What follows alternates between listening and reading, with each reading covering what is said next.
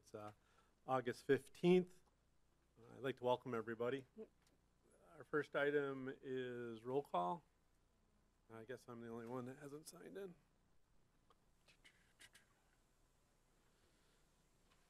Okay, all alderpersons are present. Next item is Pledge of Allegiance and silent prayer in lieu of invocation. Please stand.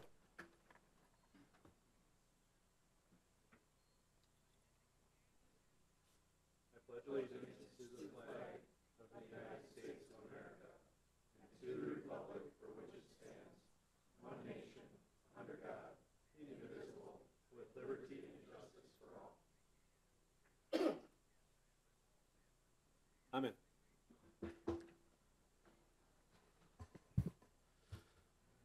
Next item is administration of ceremonial oath of office and badge pinning. Chief, how do you want to? Clerk?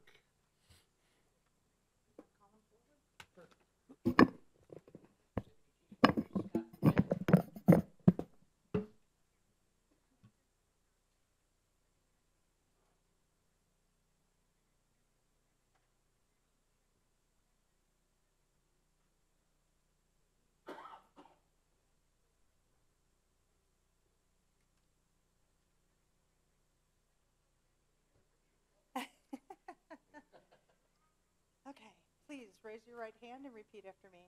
I, Scott DeWitt, I, Scott DeWitt, having been duly selected to serve as Deputy Chief of the Police Department for the City of Wisconsin Rapids, do hereby solemnly swear that I will support the Constitution of the United States and of the State of Wisconsin, and will faithfully discharge the duties of said office to the best of my ability, so help me God.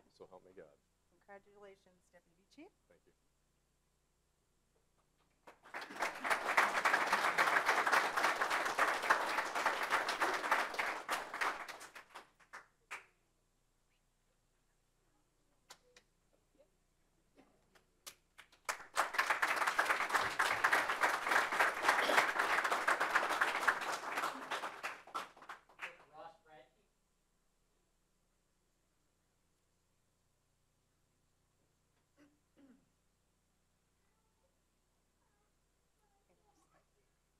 All right, please raise your right hand and repeat after me. I, Ross Radke, I, Ross Radke, having been duly selected to serve as Lieutenant of the Police Department for the City of Wisconsin Rapids, do hereby solemnly swear that I will support the Constitution of the United States and of the State of Wisconsin, and will faithfully discharge the duties of said office to the best of my ability, so help me God. Congratulations, Lieutenant. Thank you.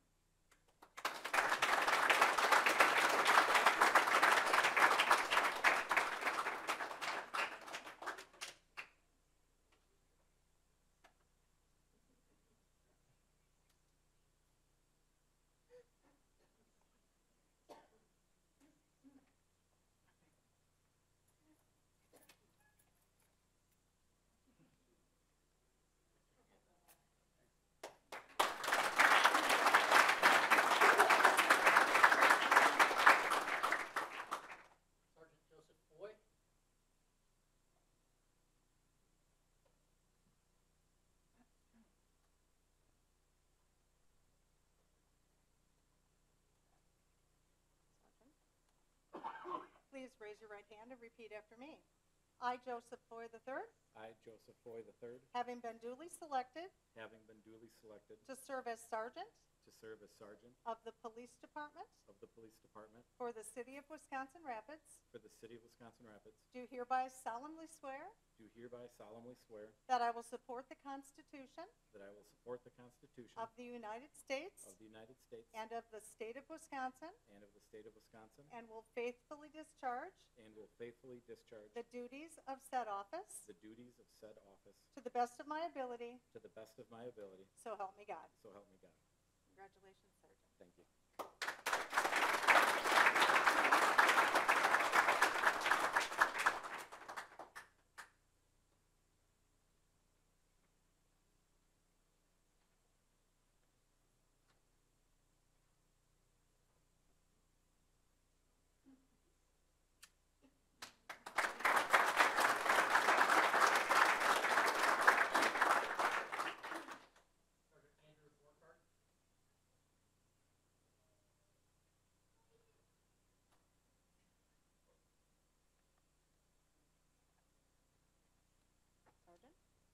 raise your right hand and repeat after me. I, Andrew Borkhardt, I, Andrew Borkhardt, having been duly selected to serve as sergeant of the police department for the city of Wisconsin Rapids, do hereby solemnly swear that I will support the Constitution of the United States and of the state of Wisconsin, and will faithfully discharge the duties of said office to the best of my ability. So help me God. Congratulations, Sergeant.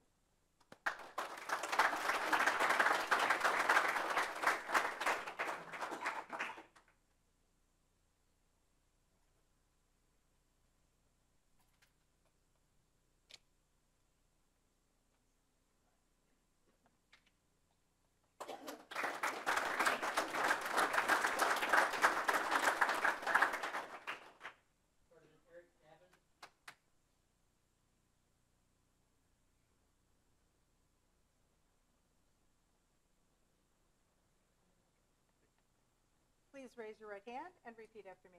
I, Eric Dobbin, I, Eric Dobbin, having been duly selected to serve as sergeant of the police department for the city of Wisconsin Rapids, do hereby solemnly swear that I will support the Constitution of the United States and of the state of Wisconsin, and will faithfully discharge the duties of said office to the best of my ability.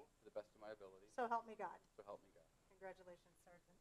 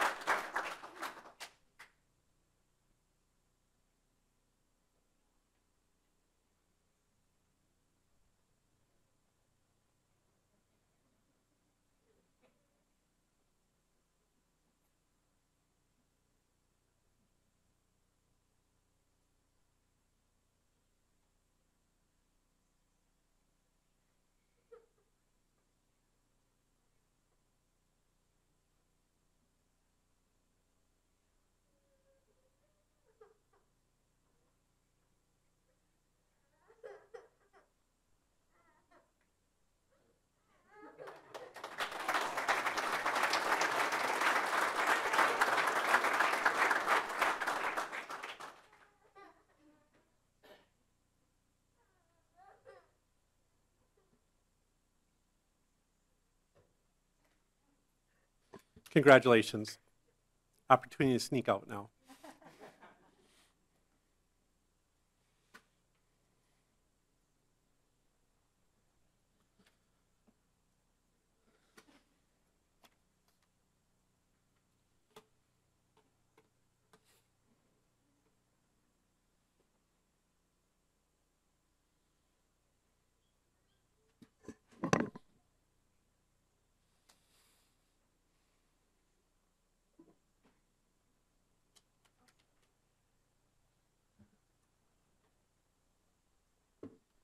All right.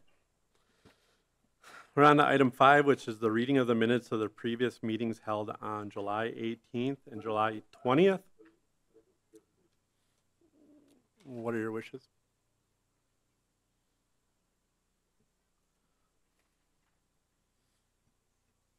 Is that a motion to approve it?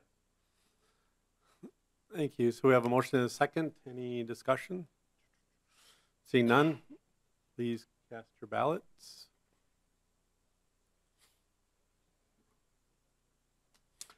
That motion carried 8 ayes, 0 nays. We're on to item 6, which is consider for confirmation Mayor Blazer's appointment to various committees, commission, and boards. I have one for you for Police and Fire Commission. If you are unaware, we had a commissioner member, Steve Tempest, pass away.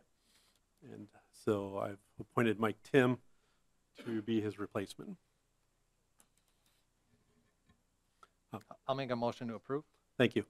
And we have a second by Zacher. Any questions or comments?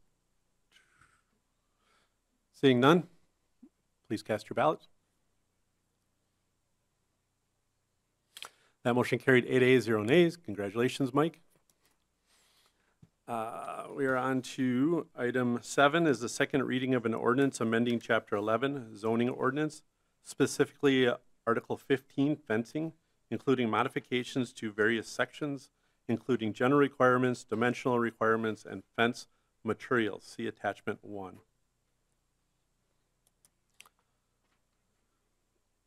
Kyle's here if you have any questions. Motion to approve. So motion by Austin.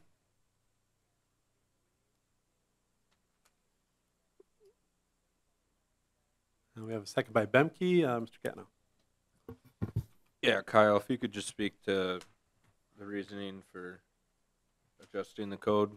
'Cause I read through it, but I'm just wondering if it stemmed from a particular way fences were being put up or not fitting into code. So there were some concerns that we had in terms of administering the fence guidelines. They mostly involved corner side yards and measurement of height of fences. And so we've clarified some exceptions to height. We've clarified corner side yard fencing.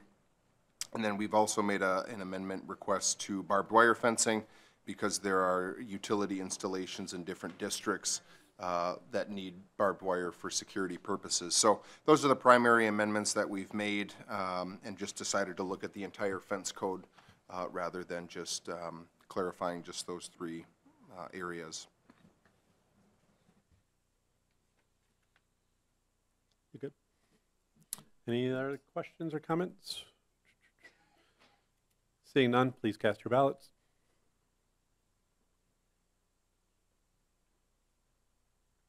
That motion carried 7 ayes, 1 nay. We're on to item 8 is consider a proposal for the creation of a mass transit evaluation committee. See attachment 5. Tim DeSorcy's on Zoom. Can help explain.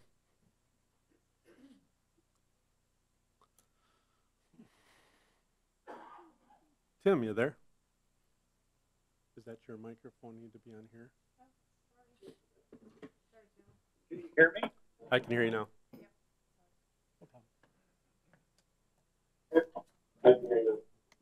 Okay. I cannot hear anything on my computer right now, so. Okay. I apologize. I cannot hear anything on my computer right now, so. I apologize.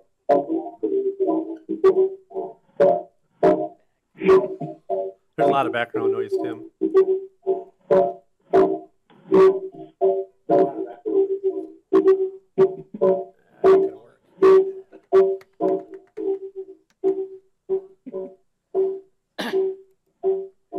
Is Kyle or Tyler? I'm sorry.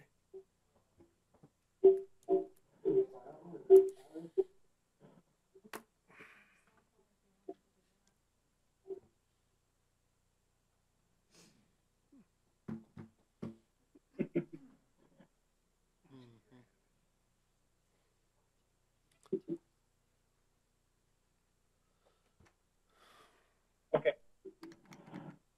Working now? We can hear you. Can you hear us? Okay. I hate technology.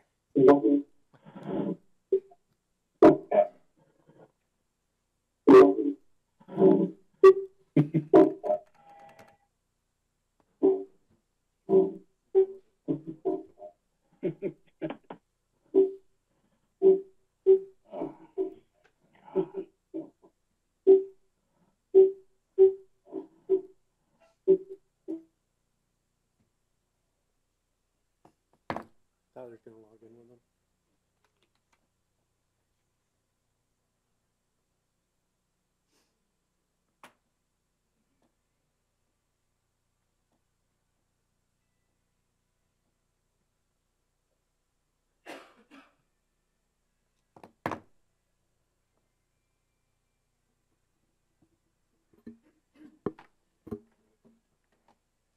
IT is trying to sort it out.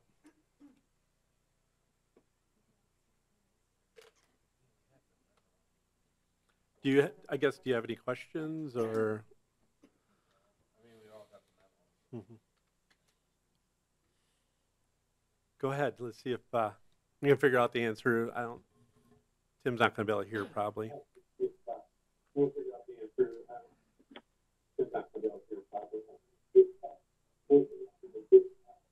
Can I go with my questions? Sure. Let's see if we can get Tim. That is not gonna work.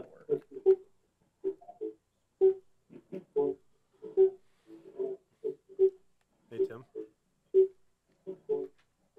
Hello? Hey, Tim. Hey, I don't know if you want to try it through the old-fashioned way. We can hear you. Okay. But you can't hear us. No, Tyler's trying to log in with you. I know he is. But yeah, our conversation we can hear through the speaker. Okay.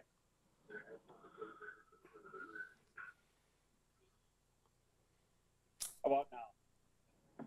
We can hear you. Okay. So, every 5 years, according to my memo, that I shared with that, we were required to go out for bid for max or shared ride taxi services.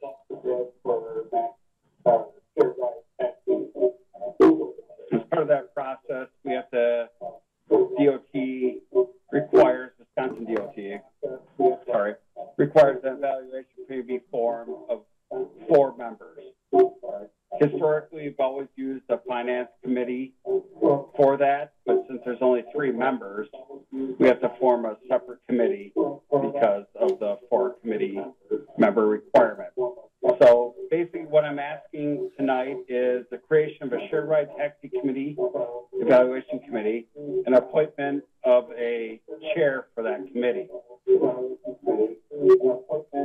And basically what I would like to see is like, and I've talked to the mayor about this, is basically appointing the mayor as the chair, and then he will appoint the 3 other members of the committee and looking to the council for who would like to be part of that committee.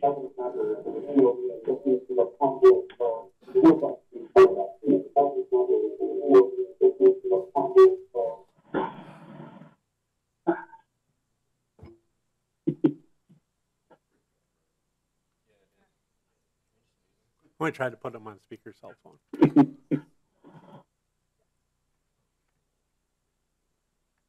Hey, Shane.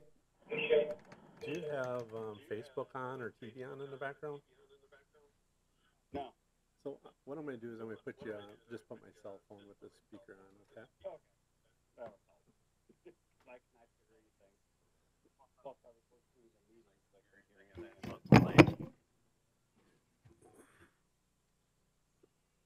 Okay, can you hear us, Tim? Yes.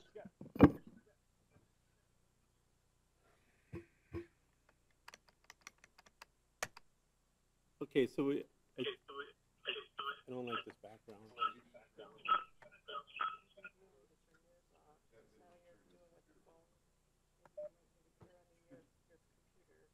My computer doesn't have sound on it. It's on his end. Yeah. Go ahead. Can we just make a motion and move on with this? I know Patrick's got some questions. Sorry, I didn't know. No, that's fine. Yeah, the cell phone thing doesn't work either. There's feedback in the background.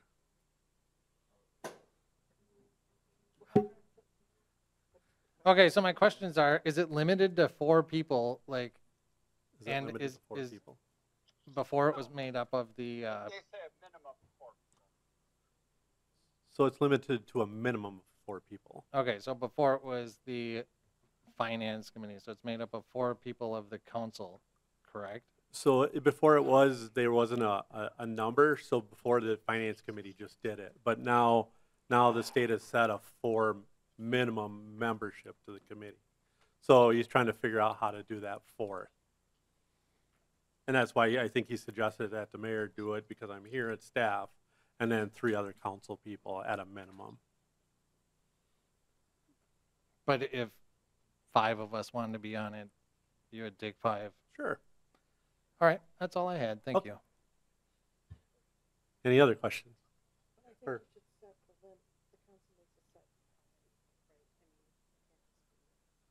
Like the full council? Right. You wanna? Okay. What are your wishes? I guess it's really about, is there people interested in the council to serve? Oh, I'm sorry, Jake, go ahead. Yeah, I was just gonna speak to this a bit because I was on finance, I guess 5 years ago when this came through, but there was 2 bids. Obviously River City Cab, and I don't remember who the other was. I mean, it was a pretty, low intensity review as far as what you go with, so I would expect something of the same, but I wouldn't look too much into it as far as we're gonna get a bunch of bids of cab companies, so I can, Jay. Ready? Sure. I'll make a motion for the mayor to be appointed as chair and appoint up to 4 other committee members. Do we have at least 4 people?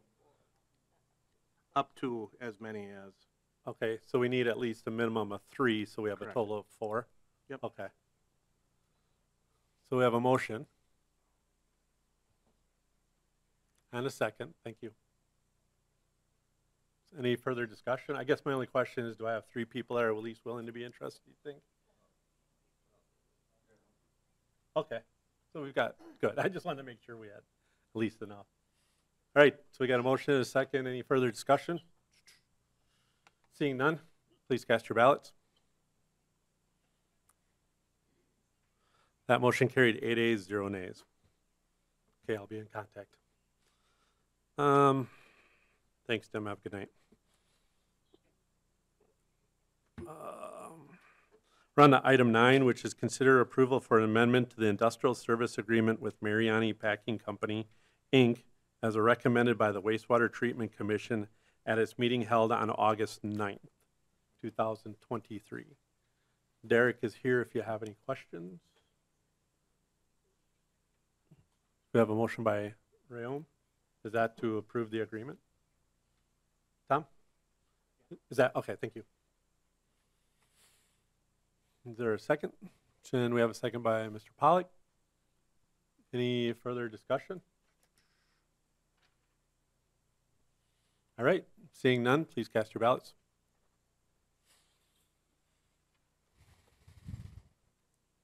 That motion carried 7 ayes and 1 abstention. We're on to item 10, consider adoption the action of the Planning Commission at its meeting held on August 7th. Mr. Kearns? Thank you, Mayor. The Plan Commission met at 4 p.m. on August 7th. A quorum of members was present. A list of other attendees is available in the Community Development Department and the clerk's office. The meeting was called to order at 4 p.m. Item 1 was the approval of the report from July 6th and July 20th. Motion by Austin to approve the reports. Second by Dobbin. That motion carried 5-0. Item 2 was a request from Badgerland Survey LLC for a certified survey map to create 2 lots from 3 at 1431 2nd Street North and dedicate right-of-way on 1st Street North. Staff provided a summary. There was a motion by Dobbin to approve the request. Second by Goodrow. That motion carried 5-0. Item 3 was a request from Wisconsin Rapids 4540 8th Street South, Wisconsin LLC for a certified survey map to create 3 lots from 2 at 45040 8th Street South and 710 Ruby Avenue. Parcel ID is identified, and dedicate right-of-way on 8th Street South. Again, staff provided a summary. There was a motion by Marutz to approve the request, second by Blazer. That motion carried 5-0. Item 4 was a request from TAM Acquisitions for a certified survey map to create 2 lots from 1 at 2730 8th Street South and dedicate right-of-way on 8th Street South and Grove Avenue. Staff provided a summary. There was a motion by Austin to approve the request, second by Marutz. That motion carried 5-0. Item 5 was a request from Ron and Diane Pollum for a special exception to exceed the floor area of attached garage maximum in the mixed residential R2 district at 4410 Ridgeview Lane. Staff provided a summary and recommended approval.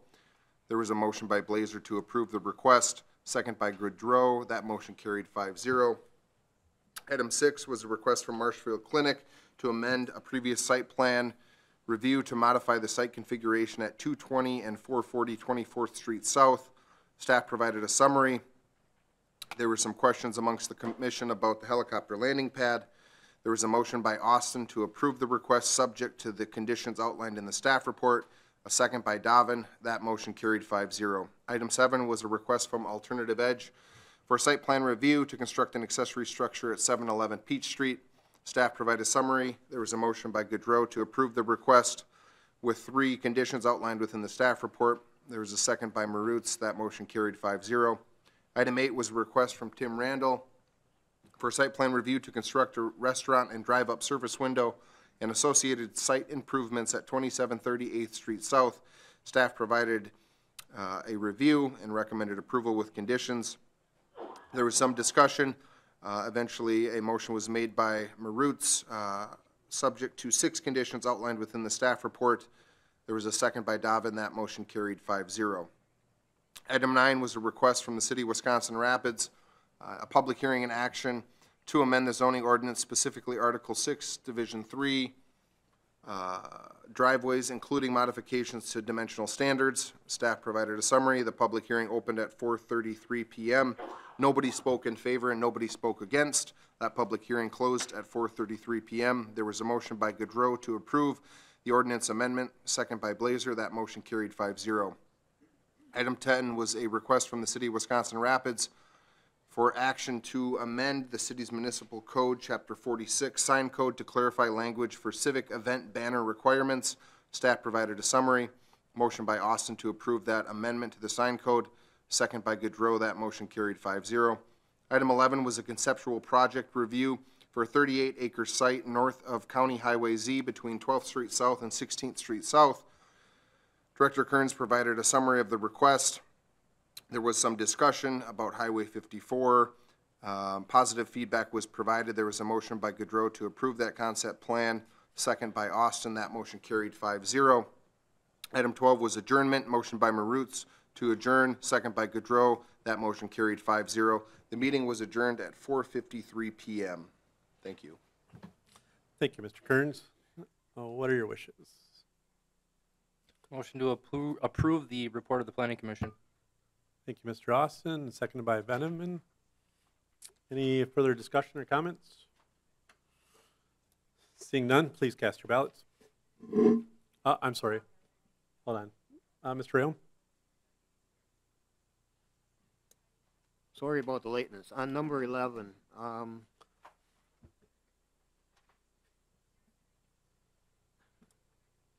I'll support that, but I just like, so everybody's aware, is that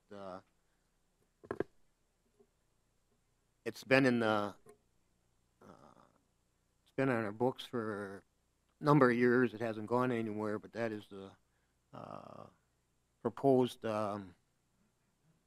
bypass for Highway 54. That's part of the route. Just so to make sure everybody is aware of that. So I'm somewhat leery of differing from that, but I don't know if anybody else has any comments on that or not per se, because like I said, nothing's happened, but nothing. I don't know how hard we've really, or anybody's pushed for it, but it is on the books for a proposed bypass, and with the condition of what our 8th Street is in, that at some point that has to be redone, hopefully, but a bypass that around that would also alleviate deterioration if a new 8th Street was ever put in. At one point in time, there's also talk about that or I shouldn't say at one point in time, well, that's what it was, but, at that, there actually was, talk of a bridge in Port Edwards to be put in that would meet up with that. So that was also was to be part of the process, with the bypass. So I just wanted to bring people up to, I think, up to speed of that. Like I said, it hasn't gone anywhere, but that whole thing was part of that, including there was talk about to cross the river as part of the 54 bypass to meet up on 54 on the other side of the river. So that's all, Your Honor.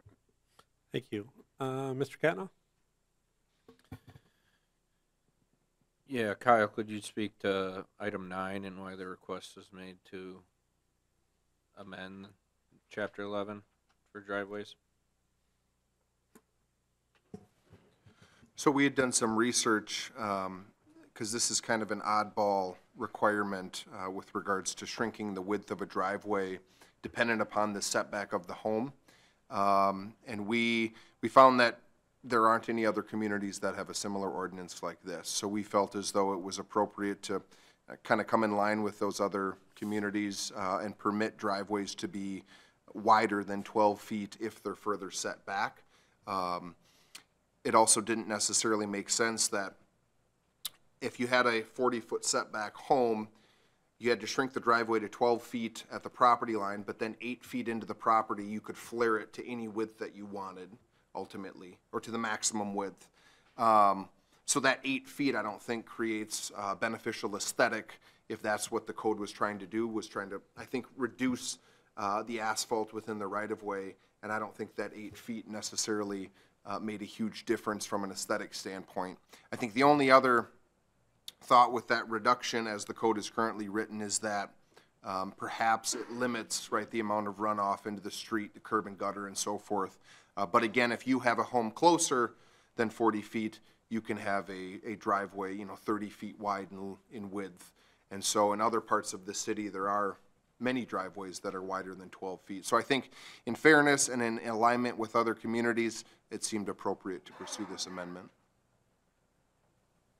Thank you, and thank you to the Community Development Department for looking into the code and making this more feasible part of it for homeowners.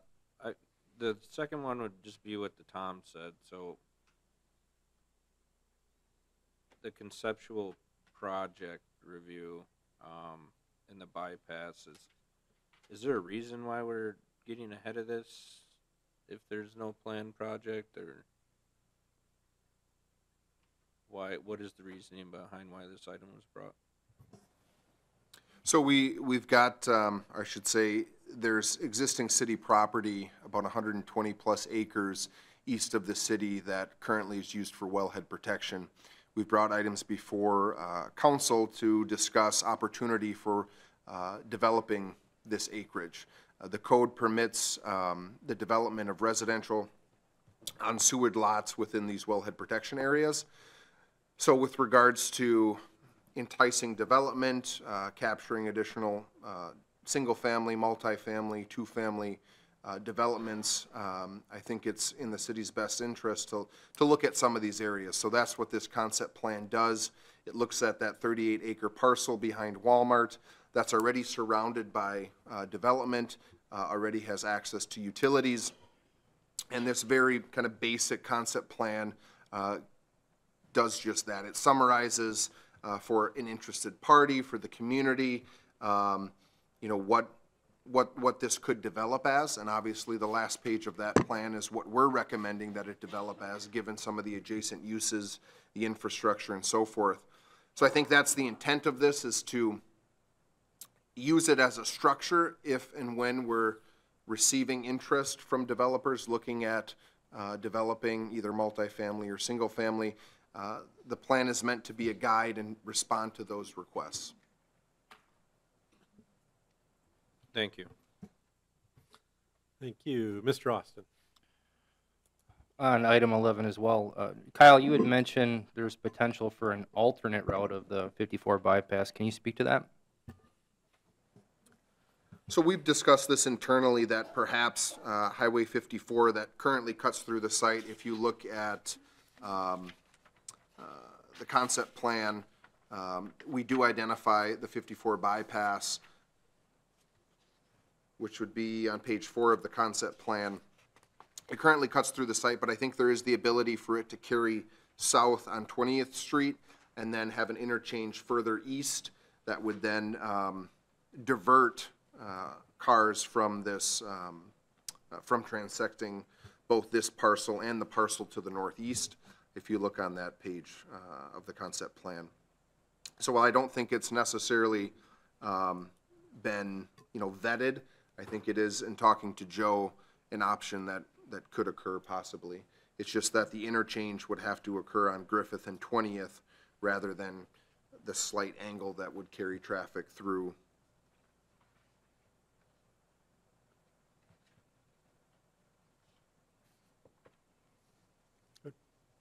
Any other questions or comments? Okay, seeing none, please cast your ballot. That motion carried 8 ayes, 0 nays. We're on to item 11, consider adoption for the action of standing committees of the Common Council as follows. A, Finance and Property Committee meeting held on August 8th, 2023. Mr. Zacher. Thank you, Mr. Mayor. This is the report of the Finance Property Committee meeting, August 8th, 2023. All members of the Finance and Property Committee were present. Alderman Veneman attended via Zoom. Item 1, call to order. Chairperson called meeting to order at 4:01 p.m. Item 2, consider for approval the appointment of Jessica L. Kramer as successor agent for the retail Class A fermented malt beverages and retail Class A intoxicating liquor licenses for Quick Trip, Inc., doing business as Quick Trip 347 for the premises located at 4611 A Street South. It was moved by Veneman, seconded by Bemke to approve this motion. The motion carried 3-0. Item 3, consider a request from Cherie Asafuri, Inc., doing business as GR8 Bar, Mitesh Kumar N. Rana, agent for retail Class B fermented malted beverage license for the premises located at 3553 8th Street South. It was moved by Bemke, seconded by Zacher to approve this motion. Motion carried 3-0. Item 4, consider for approval the temporary retail Class B fermented malt beverages license and a temporary retail Class B wine license for Assumption Catholic Schools at 445 Chestnut Street for a Feast of the Assumption event to be held on Friday, August 26, 2023 from 4 p.m. to 8 p.m. It was moved by Bemke, seconded by Veneman to approve this motion. The motion carried 3-0. Excuse me. Item 5, consider for approval a temporary retail Class B fermented malt beverages license and a temporary retail Class B wine license for Our Lady Queen of Heaven at 750 10th Avenue South for a church picnic event to be held on Saturday, August 27, 2023 from 11 a.m. until 6 p.m. It was moved by Veneman, seconded by Bemke to approve this motion, and the motion carried 3-0. Item 6, consider for approval a temporary retail Class B fermented malt beverages license for Friends of Rapids Music, Inc. at 441 2nd Street South for the premises as outlined on the map provided within Robinson Park for a Friends of Rapids Music Annual Music Festival to be held Saturday, September 9th, 2023 from 1 p.m. until 9 p.m. It was moved by Zacher and seconded by Bemke to approve this motion, and the motion carried 3-0. Item 7, request from the Community Development Department to apply for Wisconsin Department of Natural Resources Wisconsin Assessment Monies, WAM, grant to conduct a Phase 1 environmental site assessment at the property located at 330 9th Avenue South, parcel ID 3402599.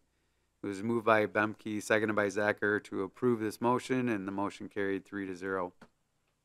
Item 8, budget discussion. The budget was discussed, no action was taken on this item. Item 9, the audit of the bills, was moved by Bemke, seconded by Zacher, to approve check numbers 17812 and 218196. The motion carried 3-0. Item 10, set next meeting date. The next regular committee meeting will be held Tuesday, September 5th, 2023 at 4 p.m. Item 11, the committee may go into closed session under section 19.851E of the Wisconsin statutes, which reads deliberating or negotiating the purchasing of public properties, the investing of public funds, or the conducting of specified public business, whenever competitive or bargaining reasons require a closed session. It was moved by Bemke, seconded by Veneman to go into closed session. And the motion carried 3-0 and went into closed session. In closed session, the committee will consider whether to exercise a right of first refusal to purchase property located at 161/163 3rd Street South. In closed session, the committee considered whether to exercise a right of first refusal to purchase property located at 161/163 3rd Street South. Item 12, the committee may adjourn in closed session or may return to open session to take action on a right of first refusal to purchase property located at 161/163 3rd Street South. It was moved by Bemke, seconded by Zacher, to return to open session. Motion carried 3-0, and they returned to open session. In open session, it was moved by Bemke, seconded by Zacher, to exercise the right of first refusal to purchase property located at 161/163 3rd Street South, and the motion failed 0-3. There being no more business to come before the committee, it was moved by Zacher, seconded by Bemke to adjourn. Motion carried 3-0. The meeting adjourned at 4:36 p.m.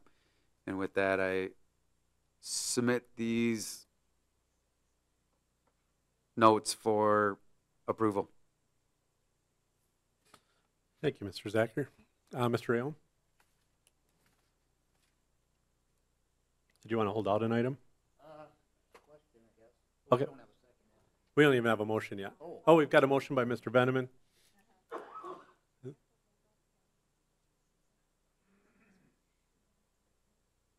Is there a second? Okay, we have a motion and a second.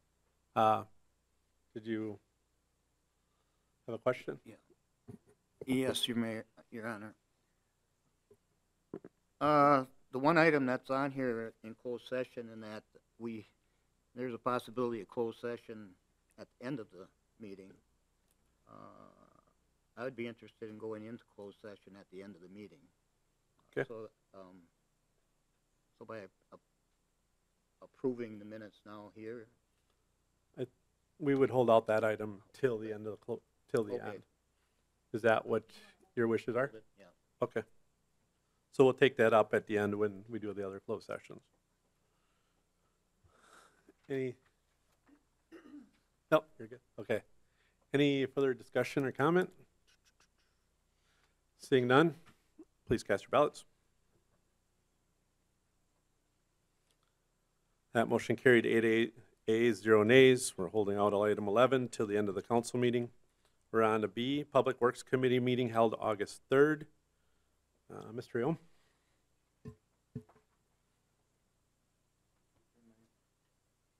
Turn my own page here. Public Works Committee met on Thursday, August 3rd, 2023 in the council chambers. All members are present, others attending are on file. Item 1, call the meeting to order. The meeting was called to order at 5 p.m. Item 2, review Engineering and Street Department monthly activity report. The reports were reviewed. Item 3, review and consider revisions to the city's banner policy. This item is also being reviewed by the Planning Commission. Motion by Austin, second by Pollock, to approve policy changes allowing ground mounting banners as presented. Motion carried 3-0. Item 4, review and consider a resolution approving the North Central Wisconsin Stormwater Coalition Cooperative Agreement for 2024 to 2028. Motion and second to approve the cooperative agreement, and that motion carried 3-0. Item 5, review and consider approval of the 2024 to 2028 capital improvement plan. There's a motion and second to approve the plan, and that motion carried 3-0. Item 6, review and reconsider adding parking on the north side of Baker Street between 5th Street North and 8th Street North. There's a motion and a second to repeal the ordinance allowing parking and reinstate ordinance prohibiting parking on Baker Street between 5th Street and 7th Street. Motion carried 2-1 with Austin voting against. Item 7, review and consider allowing parking on the south side of Oak Street between 7th Street South and 8th Street South. Motion and a second to repeal the no parking ordinance on the south side of Oak Street between 7th Street South and 8th Street South to allow parking. The motion carried 2-1 with Pollock voting against. Item 8, review the referral list. The referral list was reviewed. 9 was set the next meeting date. The next meeting would be Thursday, September 7th at 5 p.m. And was also a capital improvement project tour scheduled for last Wednesday, August 9th at 4 p.m. Item 10 was to adjourn. There's motion and a second to adjourn at 5:51 p.m. The motion carried 3-0. And with that, Your Honor, I'll move for adoption of the report. Thank you, Mr. Rayom. We have a motion by Rayom, seconded by Pollock. Mr. Austin. I'd like to hold out item 6. Holding out. Everybody good with 6 being held out? Okay. Let me circle it. And Mr. Lee. Number 7, please hold out. And number 7. Mr. Rayom. Just a comment, and I meant to ask it on the planning commission there, but number 3, where it the banner policy, I was somewhat confused, I guess, reading both of them over. Do they coincide as the same? I think Mr. Vollert might. It seemed that the planning commission was somewhat different as I was Mr. reading. 22.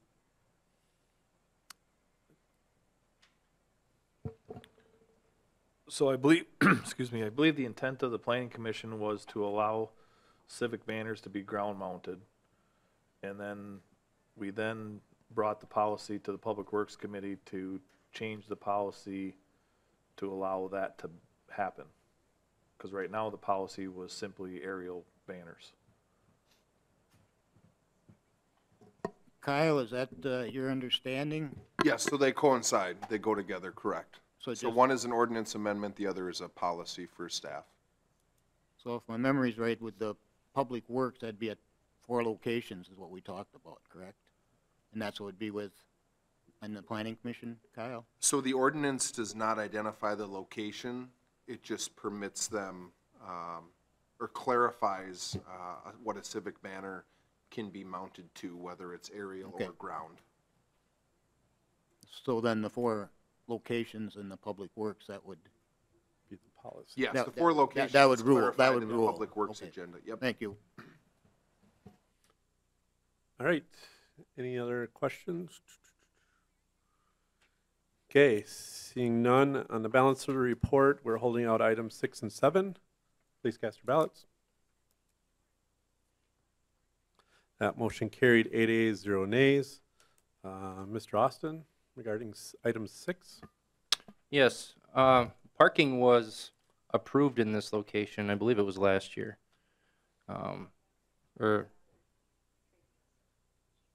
So, Public Works wasn't able to get to this area just because of shortage in paint. So this item was brought back, and it seems like a couple committee members had a change of heart here. I'd like to move forward with parking in that area. So I'd like to make a motion to, allowing parking in the area of Baker Street between 5th Street North and 8th Street North. We have a motion by Mr. Austin. Is there a second? We have a second by Mr. Delaney. Go ahead, Mr. Delaney. Yeah, I think that because we weren't able to get to it, that we had all approved this last year. And just because it hasn't been painted or whatever, I think is the that neighborhood there. I do know it's on the hill there, but we had already approved it. I think we should stay with the original approving it. I believe that the residents there expect it to be done. So that's all I have. Thank you. Mr. Rayland? Yes, I'm just gonna make a quick comment, and I don't know if our city clerk would like to weigh in on it ourselves, but my understanding is, is that, talking, with her the other day, is that, for one, it was not unanimous. It was 7-1, but, that we never did pass an ordinance, as I have been told. And so if Jennifer could add into that, and I think Jennifer also talk about both sides of the street or whatever, do we do that? Or? Right, so back in July of last year, this was brought before council, and council, the motion was made and approved to allow parking on both sides of the street, but there was never an ordinance that was brought forward at subsequent meetings. So because the ordinance was never brought forward, the parking was never changed. So there's nothing to repeal here because the ordinance, the municipal code was never changed because we didn't have an ordinance. So currently it stands that there is no parking on Baker. So basically, I believe your motion, though, would create parking then on Baker. Correct. That was my intention last year, yeah.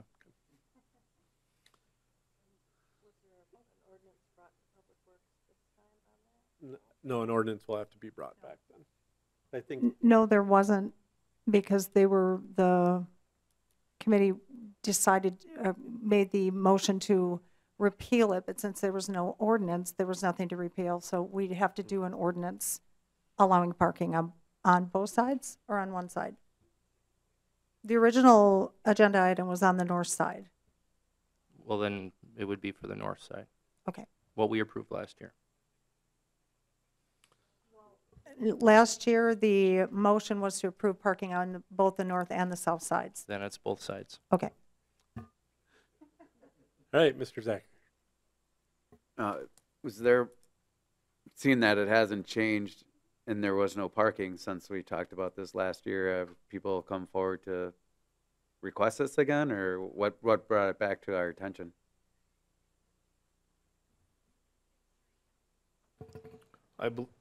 I believe there was some requests for clarification, whether or not, because there apparently was some discussion with the city engineer, Joe Eichstead, from some of the aldermen about whether or not we wanted the parking to take place, because I had requested plans, obviously, to put the work in motion, and then that's when it said, oh, there may be a decision to rescind our actions from last year. So then that's why it came back.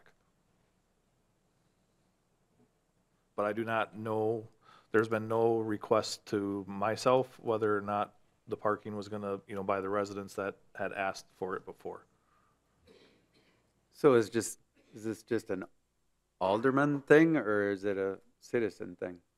It was, I believe one of the house was created to be a VRBO or something along in that lines, and I believe that's the person that requested the parking, but it was just that one. And so it came through Alderperson Kellenhofer at that, or Sherry at that time.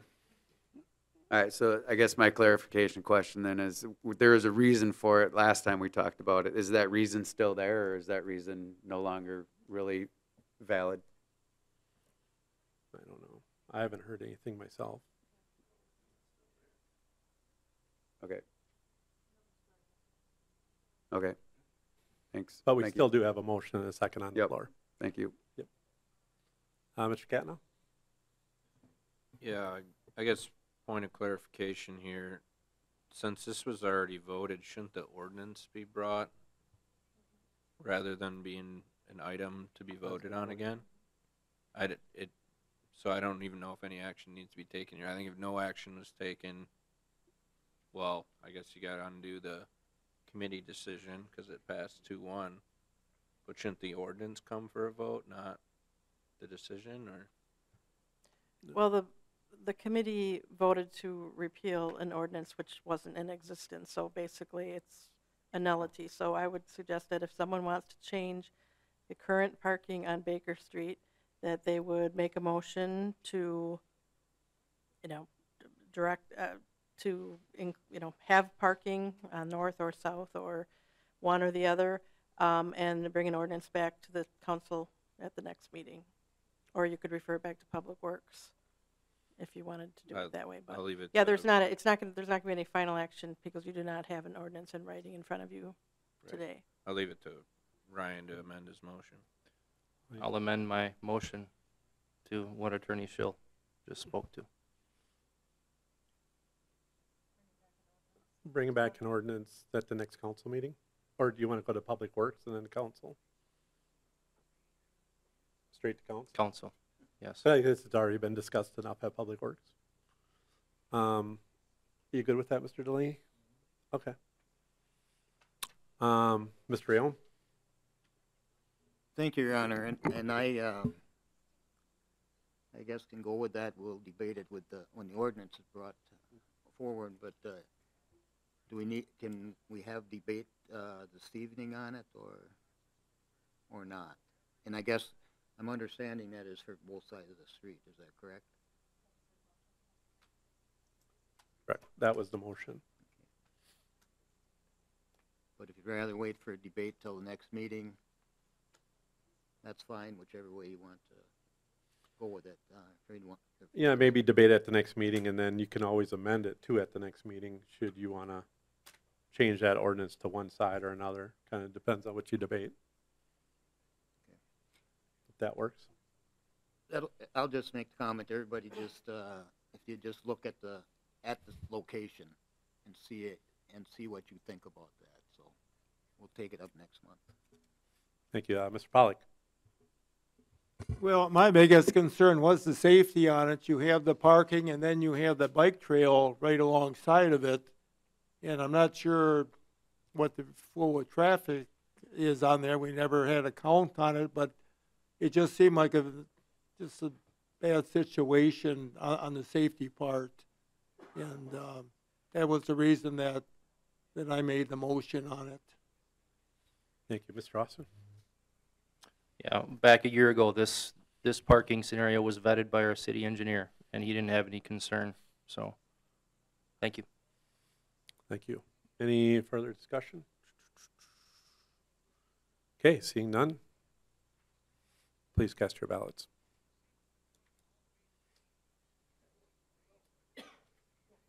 Yep.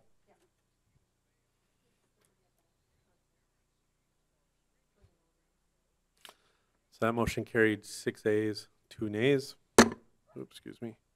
We're on to item 7, which is consider review and consider allowing parking on the south side of Oak Street between 7th and 8th Street. Was that you, Mr. Rayon? Or, no, Mr. Delaney, thank you. I just have a question for the city. Is anybody on the south side where you're proposing this, it's 2 residential lots, and it's directly across from the school there. Has anybody talked with the residents that live at those residences at all? I have not. I believe that this request came from the school district. To kind of your point, I believe some of the teachers are actually parking in between 6th and 7th Street now, where there's driveways and things like that, possibly creating some visual problems for people backing in and out of their driveway. So I was not part of this discussion, no. So I know these homes real well down there, and I haven't talked with the owners of the places, but I can't imagine them wanting to have cars parked out in front of their house every school day for 8 hours a day when there's ample parking just across the street. There's a lot of parking over there.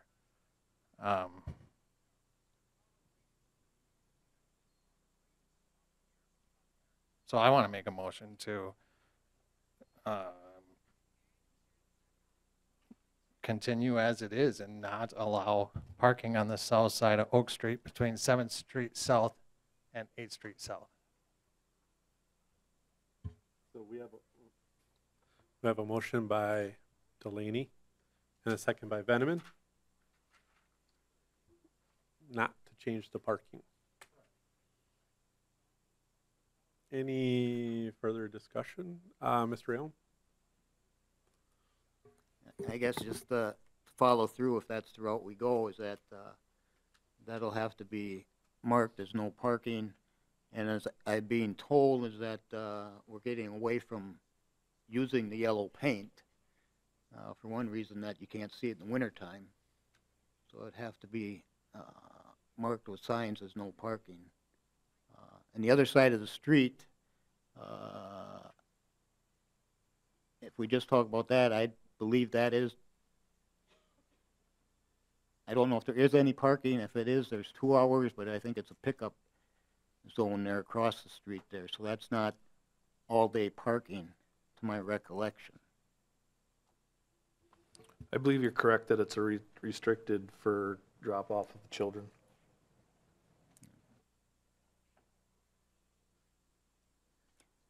There was, I think, a question was asked anyway about 2-hour parking across the street, and it was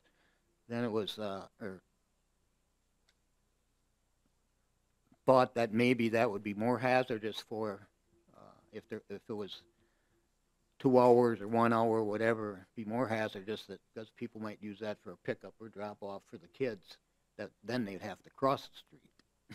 So that didn't fly. So then the 8-hour was passed, as it was mentioned that it was brought forward by the school district, and my knowledge too is that I don't think the people in the neighborhood were, the ones that lived there, I don't think were talked to that I know of either. So it was passed at the request of the school district. Thank you. Any further discussion? Mr. Pollack? Well, I voted the way I did on it simply because if the parents... I voted that way simply, my thought was that if the parents did park there, there's always these kids that will run across the street without looking. I was looking at the safety factor of it. But I still support the no parking, or leave it the way it is.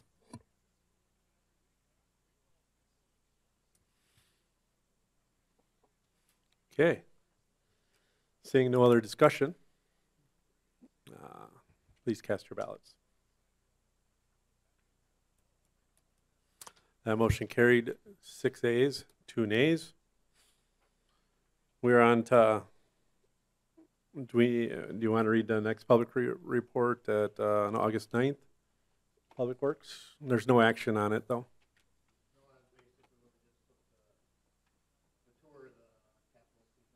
We don't need a motion on that, do we? Yeah, we should probably, it's still a meeting, so we should probably, since it's a committee meeting, we should probably accept it. Okay. Oops, got the wrong one. Public Works Committee met on Wednesday, August 9th, 2023 at City Hall. Alderperson Austin was not present. Others attending are listed below. Item 1 was called the meeting to order. The meeting was called to order at 4 p.m. Item 2 was to tour the 5-year capital improvement plan for 2024 to 2028 with the following itinerary. A, at 4 p.m. we met at City Hall parking lot. B, 4:10 p.m. meet at the intersection of McKinley Street and 14th Avenue South to review projects proposed north of West Grand Avenue. Item C, at 4:25 we met at the intersection of Chestnut Street and Lincoln Street to review the Lincoln Street and East Jackson Street projects. D, at 4:45 p.m. we met at the intersection of 12th Street North and Wiley Street to review projects proposed north of Baker Street. And E was at 5:05 p.m. We met at the intersection of 2nd Street North and Ash Street to review the 2nd Street North and Riverview Drive projects. 2 city vehicles were utilized for the tour. The tour stopped at each of the locations with discussions about each of the projects, along with details about how asset condition data is gathered, prioritization projects, and selection of the projects. Item 3, the meeting adjourned at 5:10 p.m. And with that, Your Honor, I'd move for adoption of the report. Thank you. We have a motion by Rayom, seconded by Veneman. Anybody have any questions about the tour? Mr. Austin. Yes, unfortunately, I was unable to attend. I had some other meetings I had to deal with, but I'll just make the comment, if folks are not familiar with these capital improvement projects, there's a great link on the city's website to check it out. It goes into great detail, so I encourage you to take a look at that. Thank you. Thank you. Okay. Seeing no other comments, please cast your ballots. That motion carried 8 ayes, 0 nays. We're on to item D, Human Resource Committee meeting held August 10th. Mr. Bemke. Thank you, Mayor. Human Resources met Thursday, August 10th at McMillan Memorial Library. The list of those in attendance is on file. Item 1, meeting was called to order at 3 p.m. Item number 2, from the July 18 Common Council referral, discuss and consider for approval the creation of an administrative lieutenant position within the WRPD. Motion by Bemke, seconded by Veneman, to approve the creation of an administrative lieutenant position within the WRPD.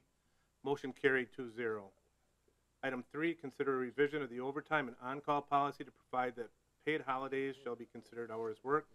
Motion by Bemke, seconded by Delaney, to revise the overtime and on-call policy to provide that paid holidays shall be considered hours worked. Motion failed 1-1. Item number 4, consider a revision to the compensatory time off policy to provide that compensatory time be capped at 80 hours at any time during the year. Motion by Delaney, seconded by Bemke, to revise the compensatory time off policy to provide that compensatory time be capped at 80 hours at any time during the year. Motion carried 2-0. Item number 5 was adjournment. Motion by Delaney, seconded by Bemke to adjourn. Motion carried 2-0. The meeting was adjourned at 3:35 p.m. With that, I'll submit for your approval, and that is my motion. So we have a motion by Bemke. You want to hold it out?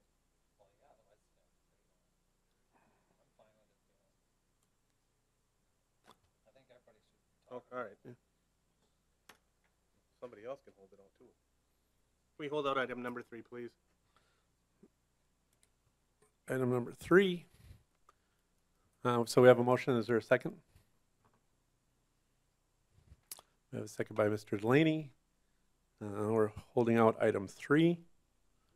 Mr. Rayom? Just a question on item 4 for clarification. There's a revision. Can that be explained to me, I guess, quickly? Mr. Hartman or Mr. Bollert? Sure. So the current policy does not have a cap as far as what the limit is on comp time for our staff. The only thing that's part of the policy is at the end of the year that the staff cannot have more than 50 hours in their bank. So most of the time what happens is through the winter months, obviously, is where the majority of our overtime occurs, and staff could end up with 100 hours of comp time. Well, then they're requesting that time off during, our busiest time of the year when we need our staff. And so we're just requesting to put a cap in there that once they reach 80 hours that they would have to use it then before they could bank additional time.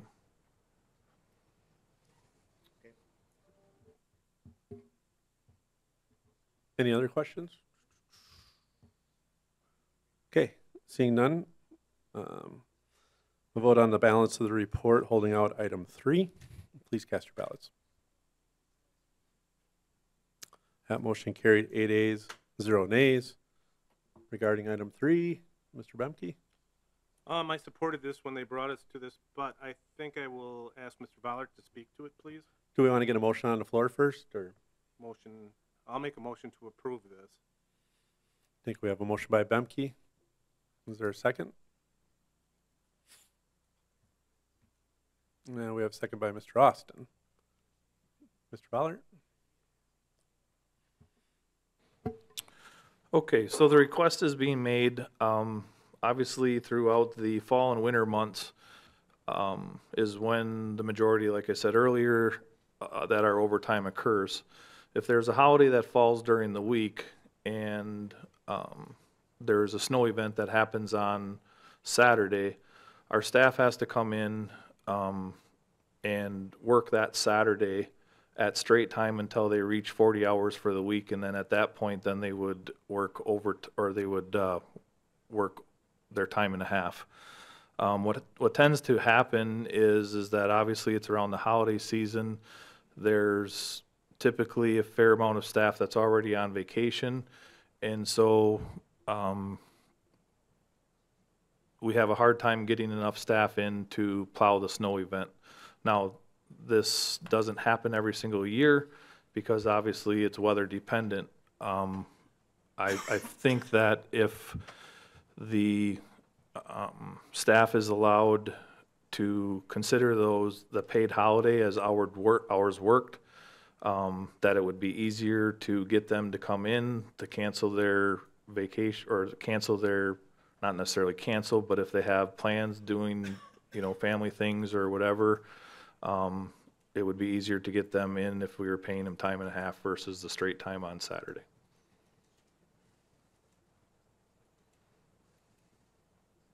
I don't know if it was shared or not. We talked about it at the HR committee, that it is typically, there's 13 staff members that would get called in per snow event. So the additional cost that I guess technically is budgeted because we don't figure straight time on weekends when I go through the budget process. But the additional cost is right around $1,400 for that additional overtime that would be paid. Thank you. Mr. Delaney? So I think we have a good group over at the streets department. I'm all for the streets department. They are very well paid over there. And even though this doesn't happen very often, I mean, maybe a few times every 5 years, from the outside looking in, it seems like if you're trying to get somebody to come into work and they don't answer their phone, to me that says that they don't really want to work. So that's the reason that I didn't vote for it. They have great benefits as it is. I propose that we make a policy for those people that had a vacation on Monday or Tuesday or whatever day it is, and if they don't answer their phone for call-in and they're in the call-in list, that they get written up.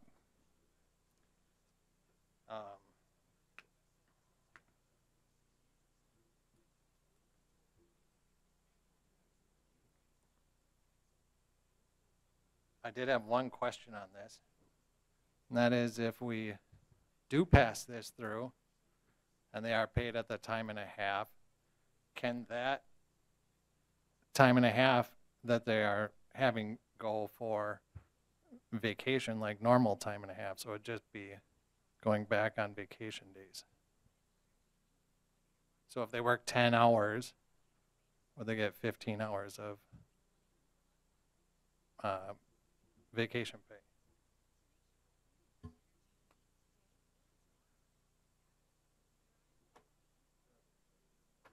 I think he's basically saying instead of like comp time, but give them vacation.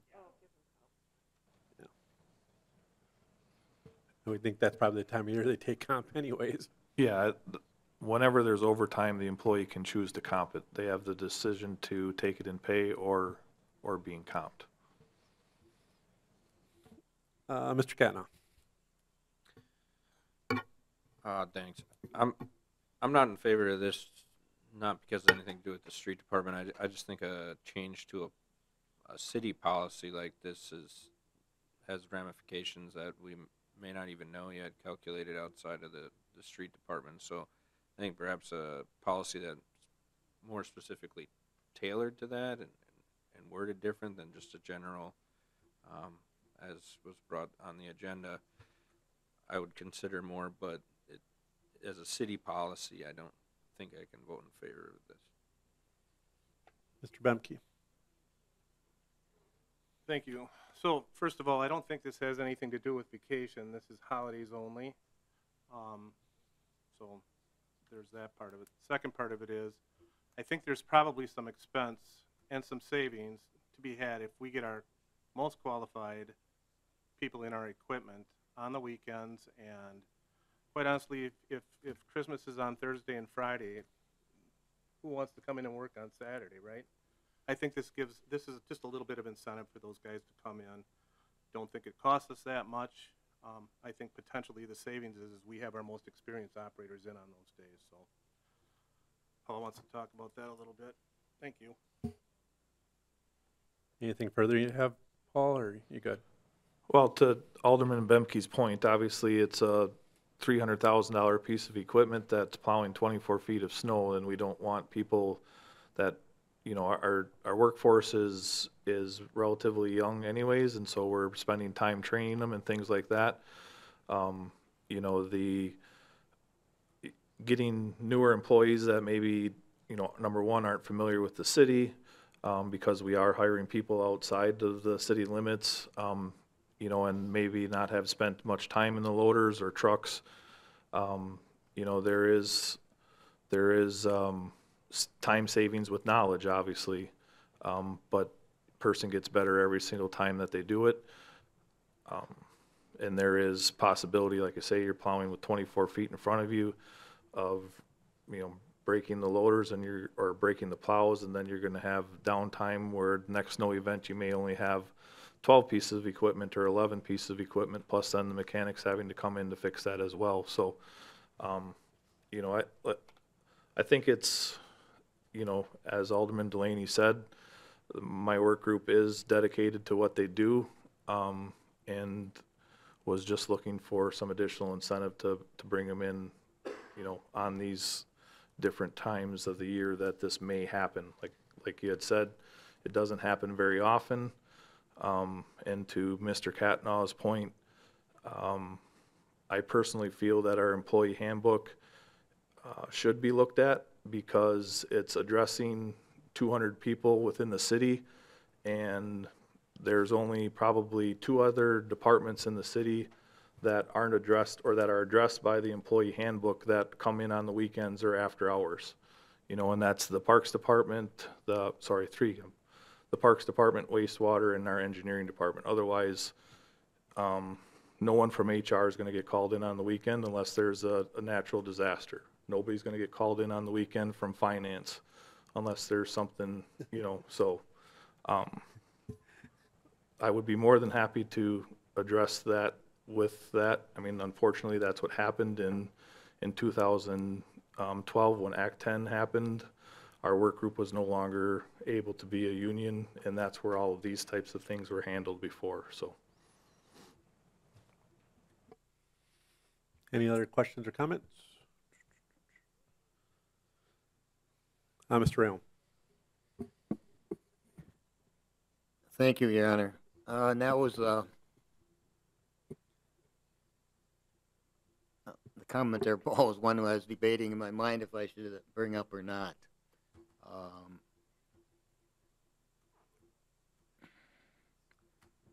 I sympathize with what the request is, but I also somewhat remember what took place in 2012 when the union decertified. And I spoke at that time that I opposed that, the decertification. And I also spoke because of, without the union,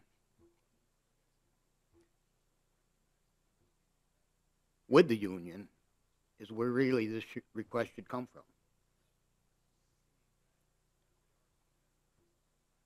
Probably in a contract package, which does not exist. And because of that, I have a hard time voting for this, to give them this, when they did have an opportunity before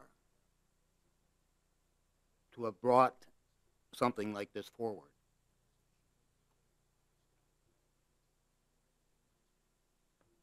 So I sympathize with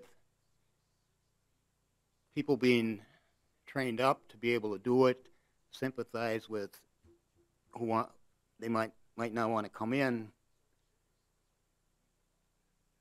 But I also know that this could have been addressed in a different way and could have been resolved, maybe in the way that we're talking about.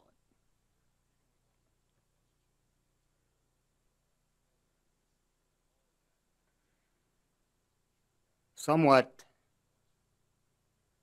understanding the reason for,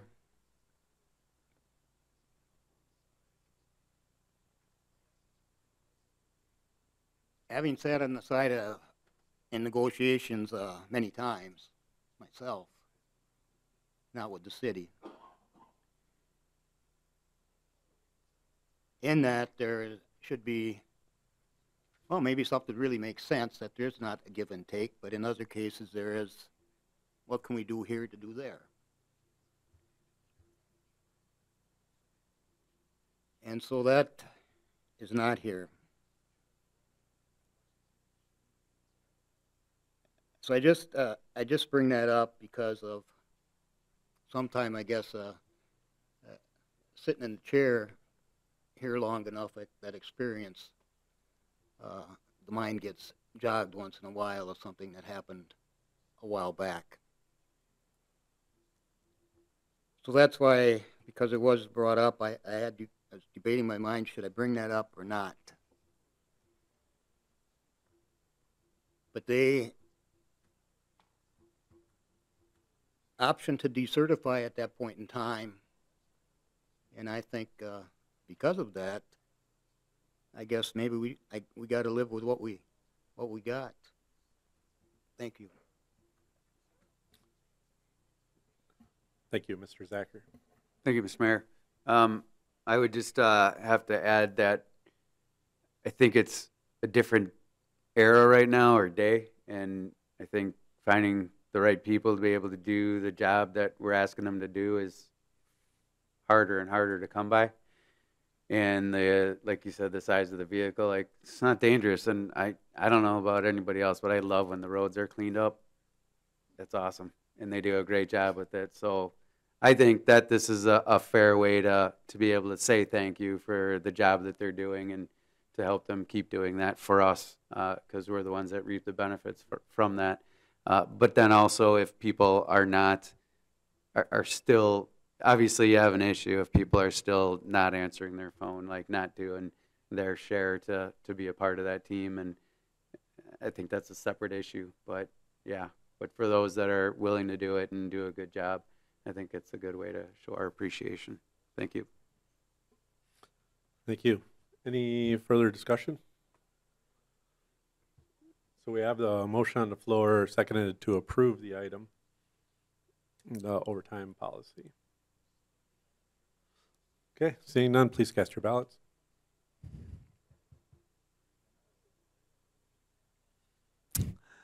That motion carried 5 ayes, 3 nays. Okay, let the clerk catch up.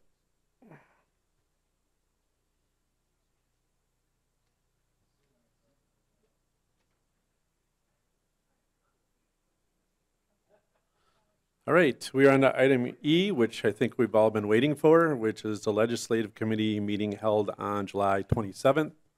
Mr. Bemke. Thank you, Mayor. Legislative Committee met at 4:01 p.m. on Thursday, July 27th, at the Council Chambers. Is this microphone on? Item 1, the meeting was called to order at 4:01 p.m. Item number 2, Discussion regarding consideration of an ordinance to allow ATV, UTV routes in the city. There was a motion by Zacher, seconded by Bemke, to proceed with considering an ordinance to allow ATV, UTV routes in the city. Motion carried 3-0. Item number 3 was consider a request by the Community Development Department to adopt an ordinance amending Chapter 14 of the Building Code, adding language regarding delegated agent status, plan examination, and plan submission procedures. There was a motion by Bemke, seconded by Zach, to adopt an ordinance amending Chapter 14 Building Code, adding language regarding delegated agent status, plan examination, and plan submission procedures. Motion carried 3-0. Item number 4, consider a request by the Community Development Department to adopt an ordinance amending Chapter 18 Fire Code, specifically related to fire code construction references. There was a motion by Bemke, seconded by Rayom, to adopt an ordinance amending Chapter 18 Fire Code, specifically related to fire code construction references. Motion carried 3-0. Item number 5, consider increasing the number of alderpersons to the council. There was a motion by Bemke, seconded by Zacher, to refer this item to the committee of a whole for consideration. The motion carried 3-0. Item number 6, consider the adoption of an ordinance which requires only one reading of an ordinance before adoption.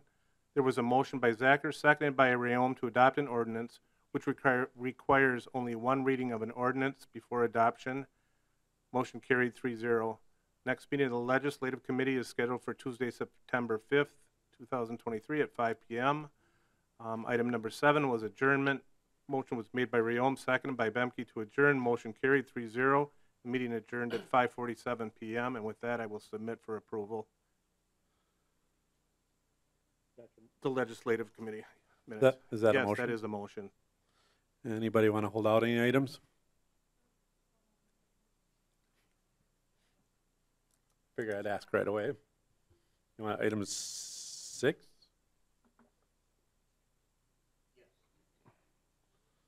Okay.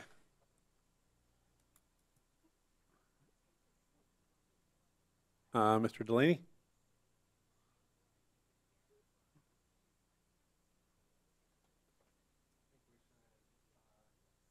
I think we should hold out item 2. Probably. And I also have a question for Kyle when he gets back. Okay. So we have item 2 and item 6 being held out. Any other items? Okay, well, let's wait for Mr. Catnaugh too.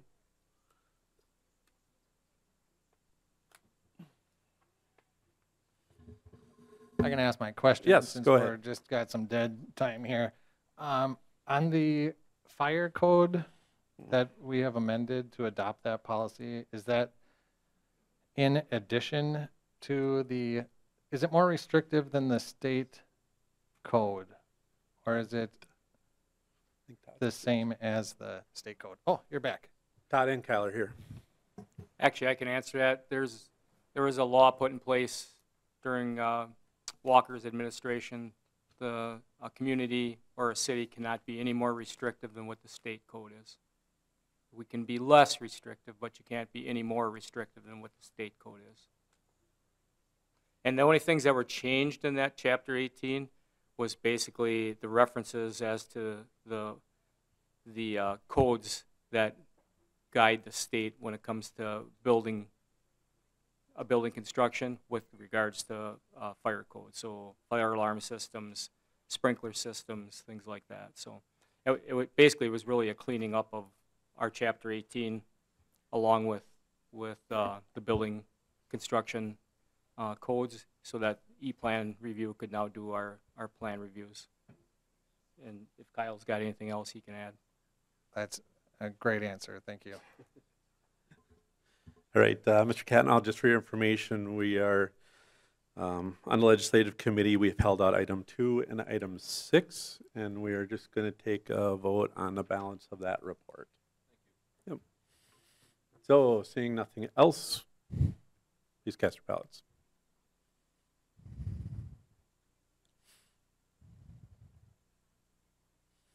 That motion carried 8 ayes, 0 nays. Item number 2. Mr. Delaney, I guess for the council, obviously we've got people here that probably want to address the council. do you want me to recognize interested people, or do you want to go through the process of council recognizing, just have me do it? Okay, does that work? Do we want to hear from the public first? Okay. Go ahead. I think it should be clarified, because we've ran into this before, where we're at in the process. Because oftentimes when something is being proposed like this, it's folks will come up, and if they're not familiar with what we've already moved forward with, maybe speaking to different parts of where we're at. So just clarifying where we're at with this. So I guess I could try to do that. So if you're not aware, the legislative committee of the council voted to send to council a recommendation for staff to create an ordinance. And so once that ordinance is created, it has to be taken back to legislative committee and then ultimately back to council. So tonight it isn't one and done. And if the council votes it down, then there'll be no further discussion on the item, and staff will not spend time creating an ordinance. Good? So historically and typically, sometimes one side wants to speak to the other side, and that's really not the time for that here. But if you have an interest in speaking, we'll call you up to the podium, and then if you could state your name and your address, and we'll give you it's 3 minutes, so we'll have a timer just to keep it moving along. Good? Everybody good? So who would like to speak? All right, sir. If you could state your name and address. And yeah, make sure the green light's on the bottom. Thank you. Hi, my name is Brian Marsh. I live at 221 2 Mile Avenue, Wisconsin Rapids. I just wanted to talk. I'm one of the main people that are helping to try to bring this forward for our communities. I could talk about this for hours, and I'm more than happy to answer any questions. I provided lots of information, lots of packets for as much information as I've gathered up to this point that I hope everybody received and was able to read through. But ultimately what it boils down to is central Wisconsin in general is known as a recreational state. Previously, throughout the years, it was a bigger snowmobiling state. That's all but died off for most of the state, especially anything south of way up north. Most people are traveling. A lot of people are just getting out of it, especially around these areas. And a lot of people are going to other sports in order to be able to do that. ATVing and UTVing is one of the fastest and biggest growing sports that we have in central Wisconsin, and quite frankly across the U.S. at this point in time as well. That's what a lot of people are going to, is a lot of people are enjoying, and they're doing it as a family sport. It's not a young, rough crowd ripping up and tearing up communities and trails and streets. It really is a family-oriented sport where everybody can get into it. When you look at the club sectors of it, there's a lot of members in there, and most of them are pretty much retirement age, and they have regular rides that they like to do and enjoy. I myself do it with my parents, my kids, my nieces, my nephews, my wife as well, her parents, the whole 9 yards. So this is truly a family sport, and it's something that I'm really passionate about trying to bring to our community, because it is something that hinders people from being able to enjoy the sport, is having to try to go places, trailer, so on and so forth, where this way they'd be able to just leave their homes, go down the trails, and enjoy their day. Wisconsin Rapids is not a place where people are going to want to come and just tear around. It's mainly a place where people are going to want to start or pass through to load up on food, amenities, and get to their local trails, their favorite trail systems. That's really what it boils down to. Most of the big areas don't see a whole lot of traffic except for pass-through traffic, or more so the residents leaving the area and going out to their trails. But it does bring in a huge amount of revenue to the local areas that are there as far as businesses. We are in a great central location for people to be able to come, stay at the hotels, eat here, load up on supplies, and then head out. We got trails to the south, west, east, and north of us that are all relatively close within a short riding distance that people go to on a regular basis. And there's not a lot of good spots to stay where you can do that. We're a great location for starting out there. So it's a huge opportunity for the people of Wisconsin Rapids, and it is a huge opportunity for our businesses as well to be able to recoup some of that additional funds that sport puts out. I just got something today from the Wisconsin Rapids, I believe it's a note here. The Visitors Bureau here from Wisconsin Rapids. She sent me some information. They support us 100%, and I was actually pretty surprised. Outdoor recreation has 168.1 million participants, or 55% of the state that are in recreational sports across the board, with motorcycles and ATV and UTV riding being number one out of those. Am I up? Yeah, you're out I of time. apologize. Thank you very much. Thank you, Brian. Does anybody else like to speak for or against it? Good, come on up, Mark, or David.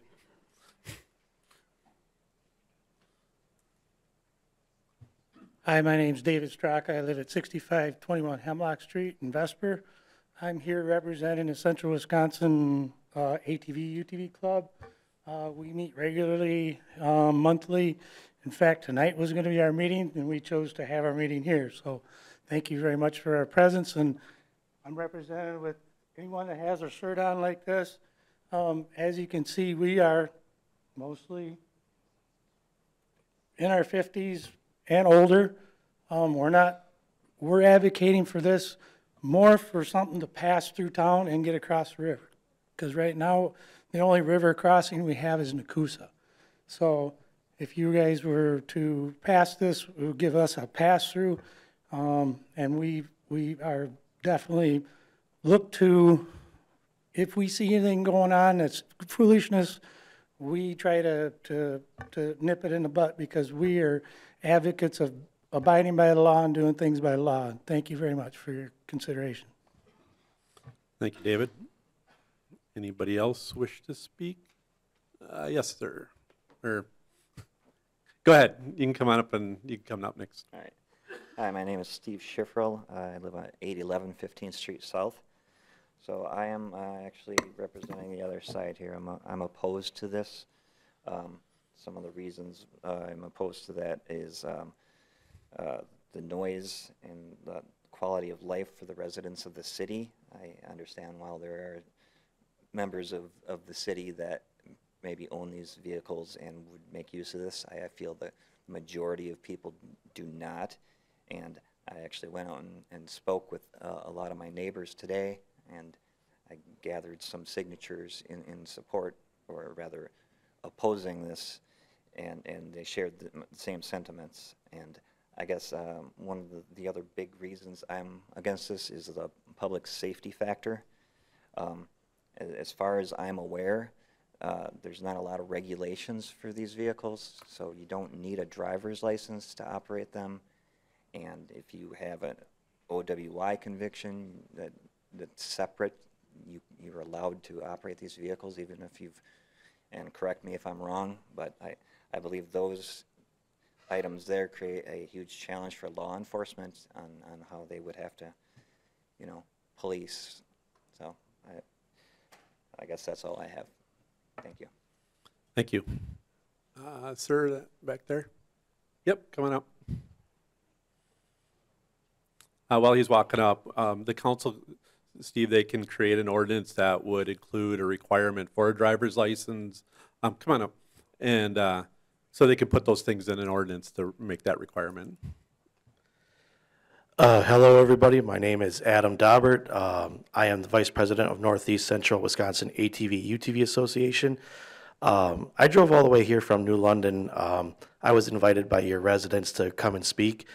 Our association, we have a history of helping many municipalities to understand and pass ATV, UTV road route ordinances. The biggest thing that we do is help to clear up bad opinions and misconceptions of operation on the roadways. We like to clarify state laws and state the facts, and usually it ends up in a very peaceful and smooth process. A lot of the backlash or bad opinions, I guess you will come across, comes from a misunderstanding of state DOT law 2333 as well as DNR code NR 64.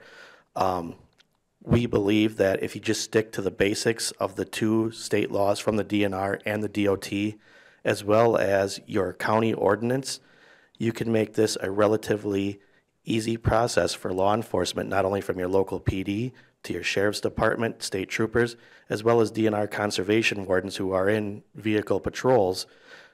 So when people go from town to town, you're not inundated with a whole new set of rules when you cross a border.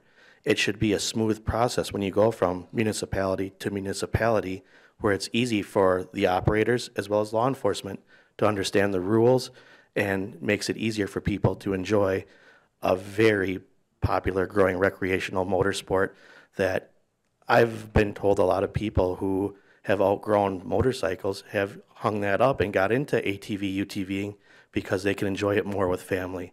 And that's exactly what this is about. And this is why there's such a boom in this growing sport in the state. So if there's any questions, I'm free to help. So, Thank you. Yep. Anybody else like to speak? Go ahead, ma'am.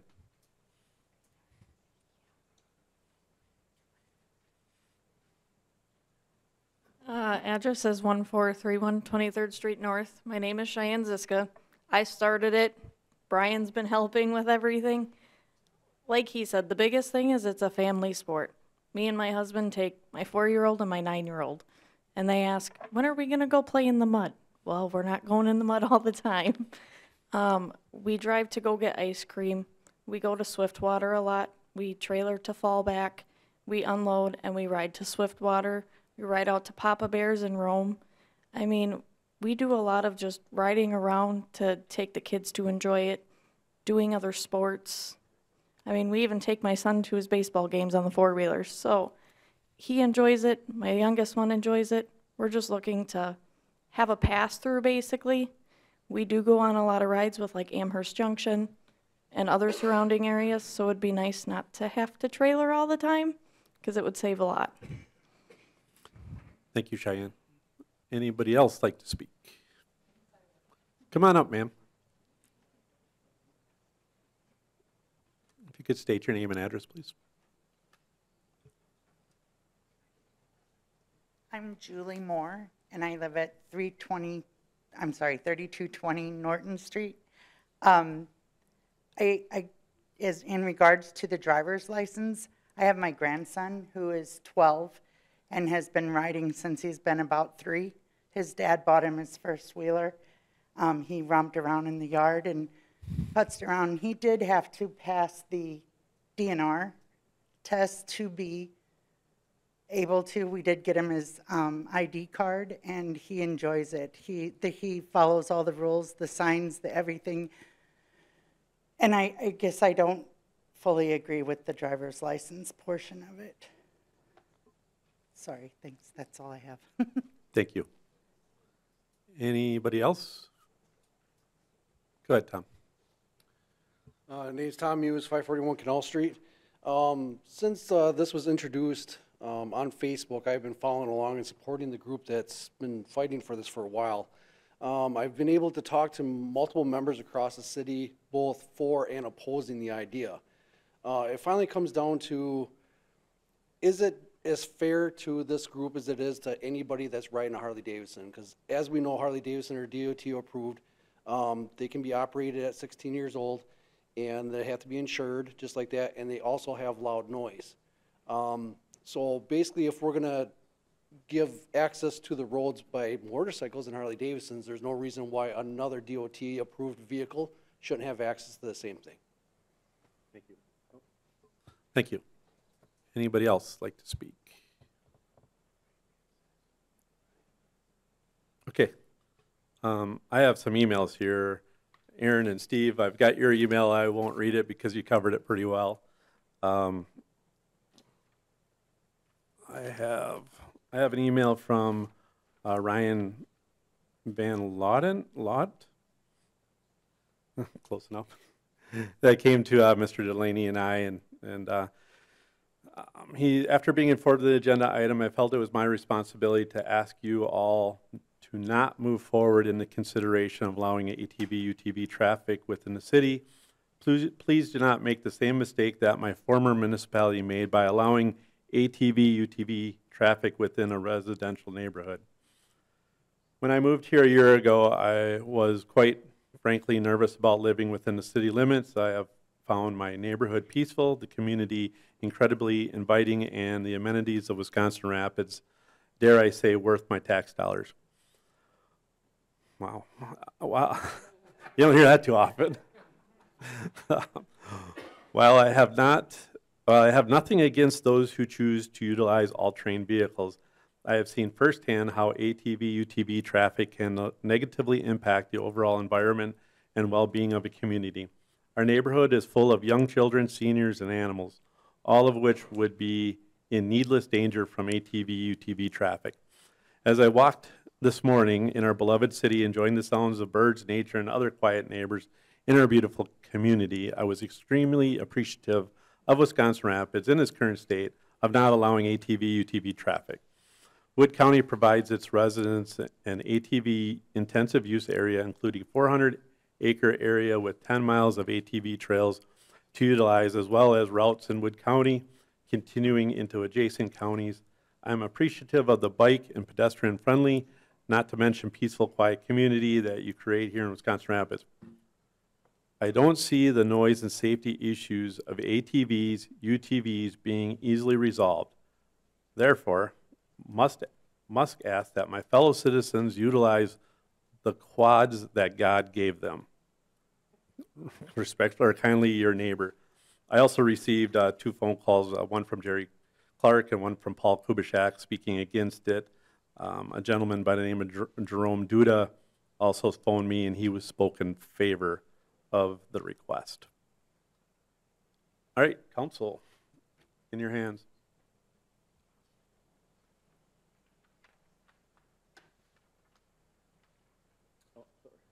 Waiting for me, sorry. Mr. Benjamin. I'd like to actually hear what Chief Hoskins has to say. Oh, we don't even have a motion on the floor. Maybe we should get a motion first before we start discussing.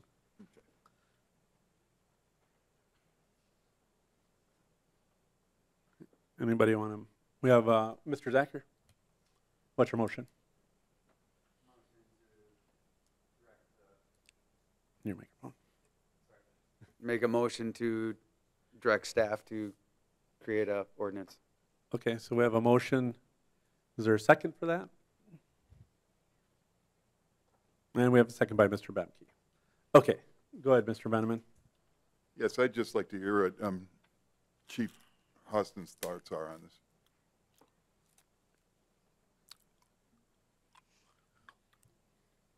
Well, I'll start by saying I'm neither for or against this personally. I don't really have a major opinion one way or the other. My main focus would be on you know, the safety aspect of it. As far as the police department is concerned, it will be challenging for us to enforce any ordinances or laws, things like that, based on the use of UTVs, ATVs on the roadways. You know, that you have to consider, like what was brought up, you know, noise in residential neighborhoods, how difficult it'd be for us to, you know, identify, you know, someone who is not authorized to be driving on the road if you're requiring licensing or things like that. You know, you need to consider, you know, any insurance, liability insurance requirements, things like that, for if they're involved in a collision with a motor vehicle or pedestrian or anything like that, where, you know, if they're at fault, then there's got to be some sort of way of, you know, repairing or compensating individuals in that regard. Let's see.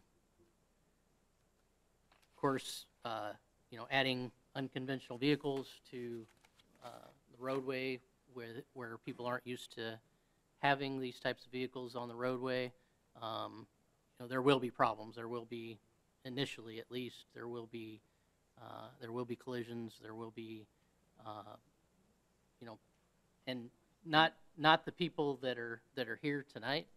Obviously, they're law-abiding citizens, but there will be people that will take advantage of the use of the UTVs and ATVs for, you know, getting around, not having a driver's license, or it was mentioned, someone who lost their license because they have an OWI or too many OWIs or things like that.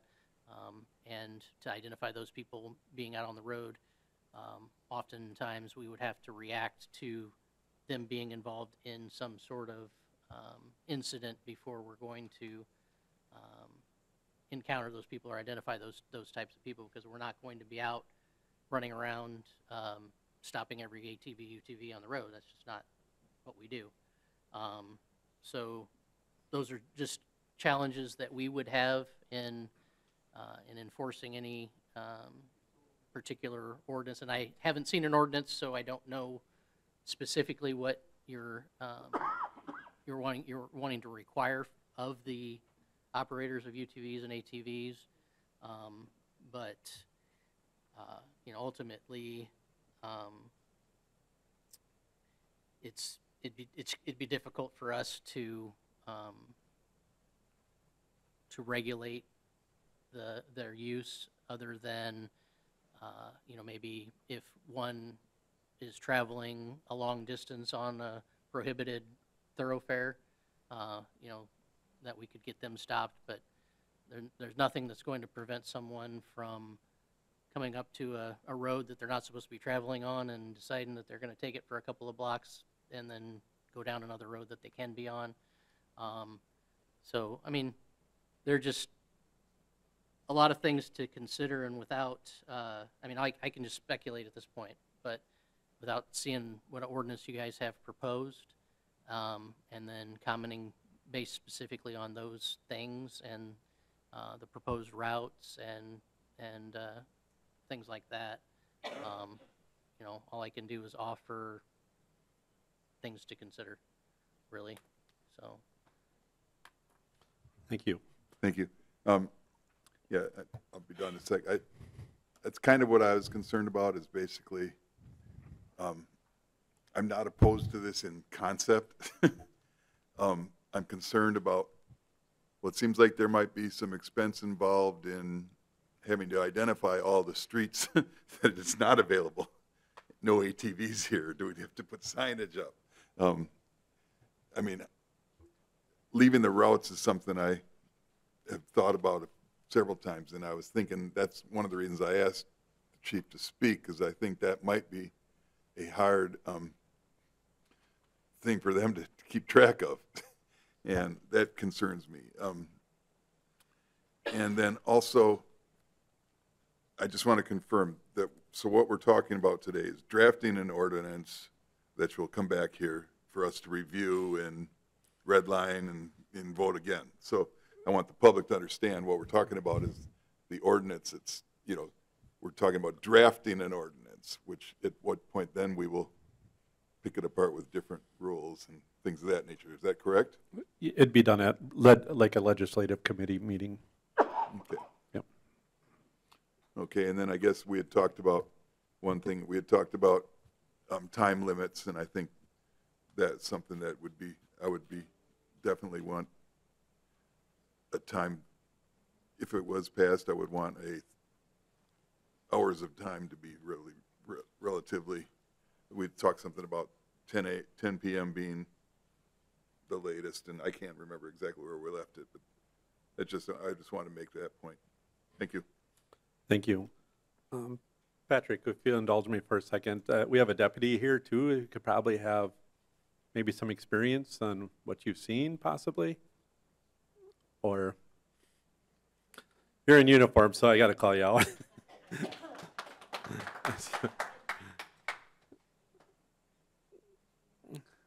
If you want to go up to the mic, sir. Sure. Thanks. So yes, I'm Sergeant Matt Suzu. I'm with the Sheriff's Department. I am the recreational deputy for the Sheriff's Department, so I do all your boat, ATV, UTV, and snowmobile enforcement. I think the big thing is just education all around. I've heard a couple comments and questions already asked about age limits and driver's license. It's up to you guys whether you want to make the state laws more restrictive. Sometimes what I see out on the county side of it, the more restrictions you put on, the harder it is for us to patrol. Where you would think would be the opposite, if you had more restrictions, you would be able to control it more. But A lot of the restrictions out there are set by the state. The state did a very good job, and like I said, the more restrictions you put on the roads, it will be harder for law enforcement to enforce, just because we have to decide, you know, was that a road that's restricted or not. The driver's license portion, to answer one of the questions that came up, you need to be 16 years old already by state statute to operate on a roadway. Unless you're operating an ATV, you need to be accompanied by an adult. So for a 12-year-old to want to go out and drive around the city of Wisconsin Rapids, it would not be possible unless he was already accompanied by an adult. So there's a lot of laws already written, just a matter of putting it all together and making it what you want to make for your city. But I'm always available to answer any questions, so feel free to call. It's my job every day. So I see it all, and my position came up at the Sheriff's Department when we opened up our county roads, and we've had little to no issues with our county highways being open. Thank you. Thank Sorry you. to put you on the spot. Okay, Mr. Delaney. I just want to let the other council members know where I started on this. Actually, I started probably with the same Facebook group.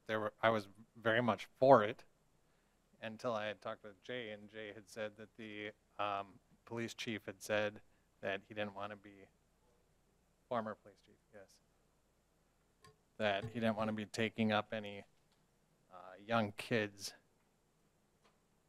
in an accident with a truck or something like that. And since then, I've really thought about it, actually on the fence either way. The people that have called me have all been against it. So I kind of have to side with them. When I'm out hunting, I do like to hunt quite a bit. I'll be out in my stand, and it'll be nice out until somebody within 5 miles starts up their ATV. And to compare it to a Harley Davidson is, I don't think that's right. It's a different tone. It's much more like a chainsaw than it is a Harley Davidson. It doesn't have the low rumble. It's got a high squeal to it. So I just wanted to let you guys know my thought process, which you never take into consideration anyway. So that's all.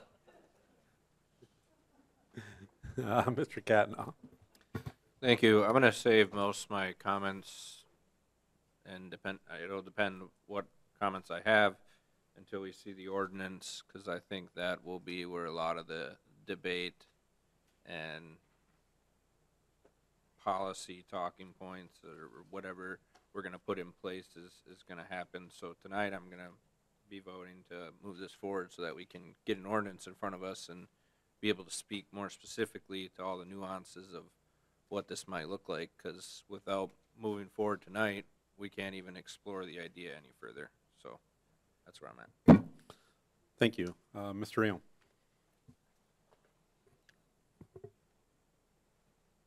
Thank you, Your Honor.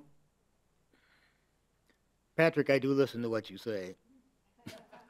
And once in a while, we do agree. Even though you do make good points if I did and do disagree, so I appreciate it.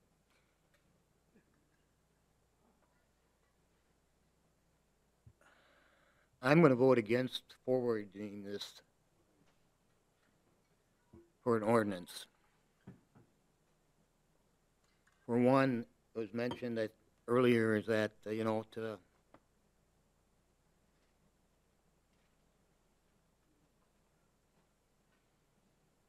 are you in, to me, you'd have to be in support of, to ask for an ordinance to be brought forward.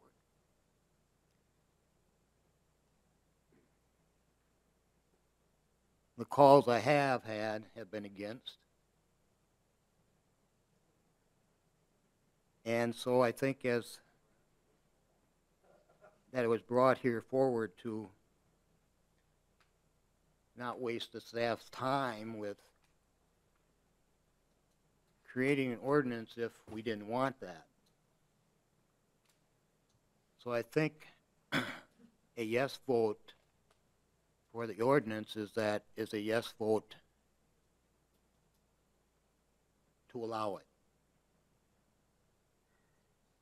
And that if that is then done, that would be, as the ordinance comes forward, the ordinance is going to pass, more than likely.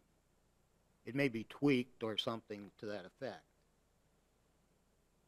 But if it gets to that point, I think your mind should be made up tonight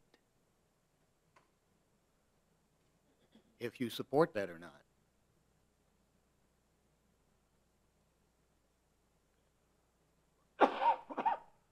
Because if you don't support it, why create the ordinance to look at and waste the staff's time? So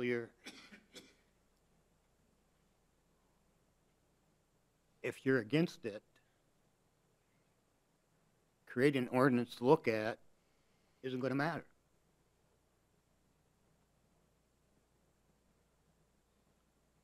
This is one you have to be on one side or the other.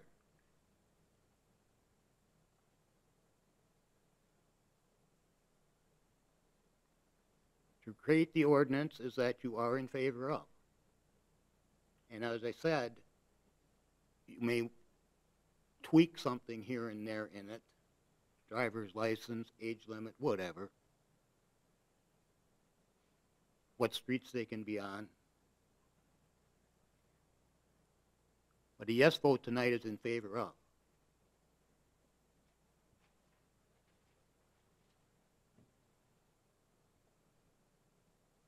So if that's the route you want to go, that's the route to take. If you are against it, then speak up and say you're against it by voting against it.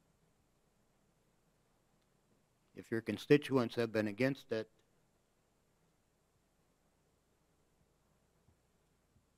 think of what they've said. Or if they're in favor of it, think of what they've said.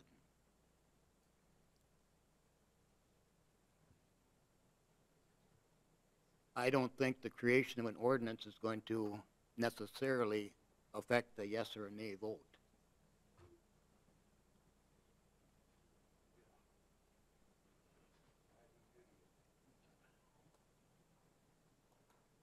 I think the first step is here this evening in favor of or not in favor of.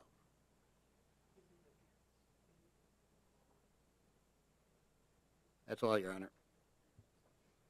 Thank you, Mr. Zacher. Thank you, Mr. Mayor. So I've a lot of calls this week just talking about this, and I kind of go back and forth to some degree, but because there's like two different ways that people are looking at this, and I think the group that's talking now is talking about long distance traveling and wanting to be able to utilize the roads to get to the trails, but it seems like the fear that I see more people having that are calling me is they have this picture of people like zipping around in their communities and just making all this noise and tearing up roads, and I just don't know if it doesn't seem like that's what we're talking about. I feel like we're talking about long distance traveling and being able to have access to the roadways to do that. And if we're talking about them as a vehicle, I said this last time, they're much safer than motorcycles. I mean, in terms of, I guess, and we're also talking about, well, okay, don't get too carried away. But there's four-wheelers with roll cages and seat belts, and then there's three-wheelers that, are the old school stuff that has no safety. So I don't see those driving around the road. I would assume that when I think about this, I see every vehicle that we're giving the okay to has turn signals and brake lights and headlights, and they have all the things that are necessary to ride on our roads and be safe. Because if we are talking about, three-wheelers cruising around and, young kids on them, I just don't think that's what we're talking about. So I see us creating an ordinance based on these are vehicles that have four wheels, steering wheel, just like anything else. and are safer than motorcycles and the spiders and the different vehicles that are out there now. We're not even talking about cars anymore. There's all sorts of different vehicles that drive around our roads that are safe or not as safe as what we're talking about with the four-wheelers. So, and for noise, when I was younger, there was this thing called crotch rockets, and they didn't sound anything like Harleys. And so for the noise ordinances, I get that, but I live right on this road that's a straightaway, and Harleys come at 2 in the morning and just light it up. I mean, we allow a lot of noise in our community when it comes to certain things, and I don't necessarily think that would be something that prevents us. So my take on it is if we set up the same exact way of driving every other vehicle that we drive on the roads for these vehicles, the same rules, I don't see what the difference would be. Thank you. Mr. Veneman? Yeah, I'm inclined to agree with Mr. Catno. I don't agree that a vote for tonight's motion is a vote for the concept itself. I think I really can't vote on. I'm not completely opposed. I'm like Mr. Delaney. I'm looking at it both ways at this point. But I don't think voting to move this ordinance forward to have the council, or to have the city, excuse me, the staff, create an ordinance is a vote for it. I think I got to see the ordinance before I can vote yes or no. And that being said, I don't agree that I will vote to move this ordinance forward to at least have the ordinance evaluated, if you will. But I don't think that's necessarily saying I'm in support of this. I think it just means I want to see the ordinance before I can place a vote of confidence. Thank you. Thank you. Any other discussion or questions?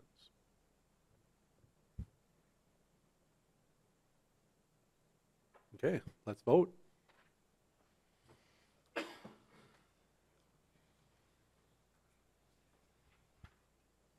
That motion carried 6 ayes, 2 nays.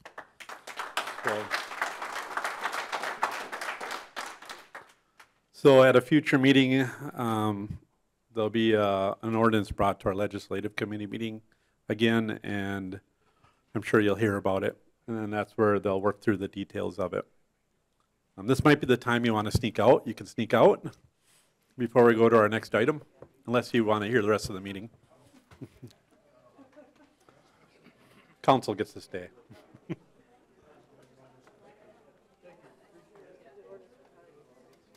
I need to see it.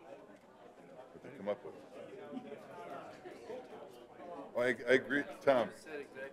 Tom, I agree completely with what you're saying. I'm not necessarily for it, but I got to see what the rules are. You know. No, I agree. And well, I don't think three-wheelers should be parked in front of B's Tap House either. That's where I'm concerned. Okay, we are on to item 6. Mr. Rayom.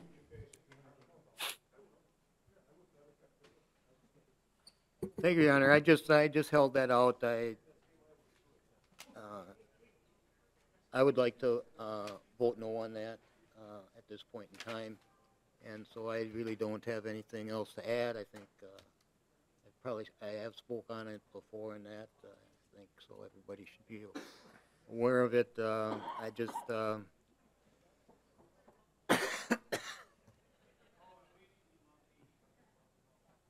I just don't see that having 2 readings. That if it came to that, I don't know how many times that happens or what the percentage is. I didn't check back, but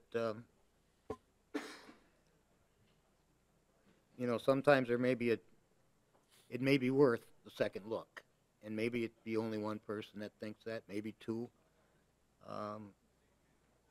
So I just I don't see that we've slowed things up, but if chance came to have a second reading. That's all, Your Honor.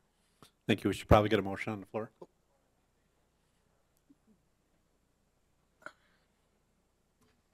Mr. Delaney? Oh, If you want to make a motion to oppose it, we can put that down and then do mine. Okay. We should have a positive and an Well, affirmative. that's why I'm not. Okay. I'll make a motion to, yeah, I'll make a motion to approve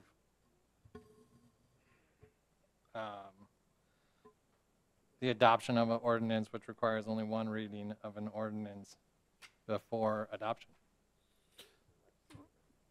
Thank you, and we have a second by Mr. Austin. Is there any further discussion on the item? All right, seeing none, please cast your ballots.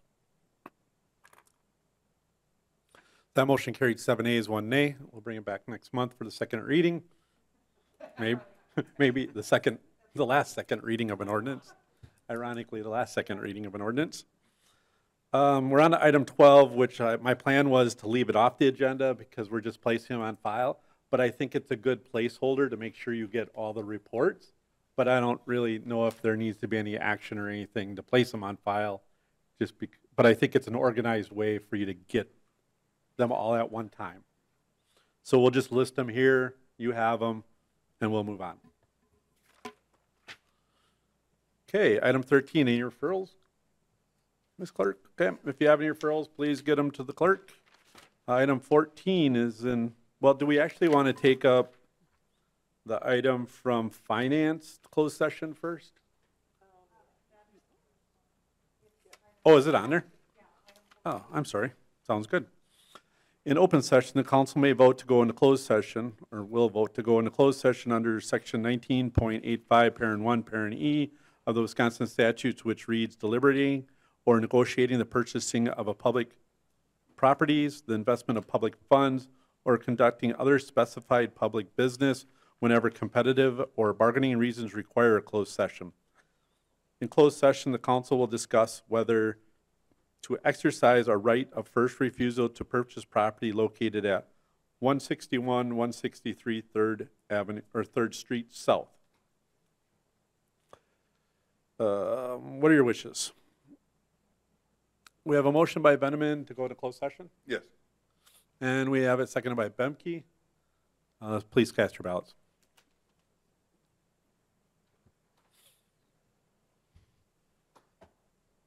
That motion carried 8 ayes, 0 nays. We'll be in closed session. Yeah, let's take a couple minutes. Yeah, let's take. I'll make a motion to decline the right of first refusal for the property located at 161 and 163 3rd Street South. It should be 3rd Street North also. North. It was just a boo-boo. Yeah, it's 3rd Street North. Okay. As long as we get it right in the motion. To decline. So a yes vote would decline. A no vote would mean you want to buy it back. Well, I should have my motion, my rank on. Okay, everybody understand? I think I do. Jay can help Patrick. All right. Please cast your ballots.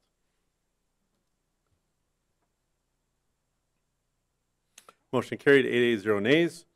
I will move. I'll read the next one, which is item 16. In open session, the council may vote to go or will vote to go into closed session under section 19.85, parent 1, parent E of the Wisconsin statute, which reads deliberating or negotiating the purchasing of public properties, the investing of public funds, or conducting other specified public business whenever competitive or bargaining reasons require a closed session.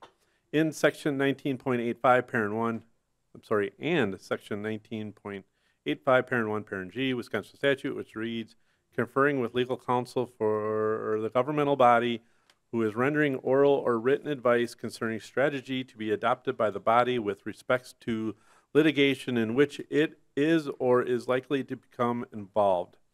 In closed session, the council will discuss negotiations and litigation strategy involving a new wastewater service agreement with the Village of Buren.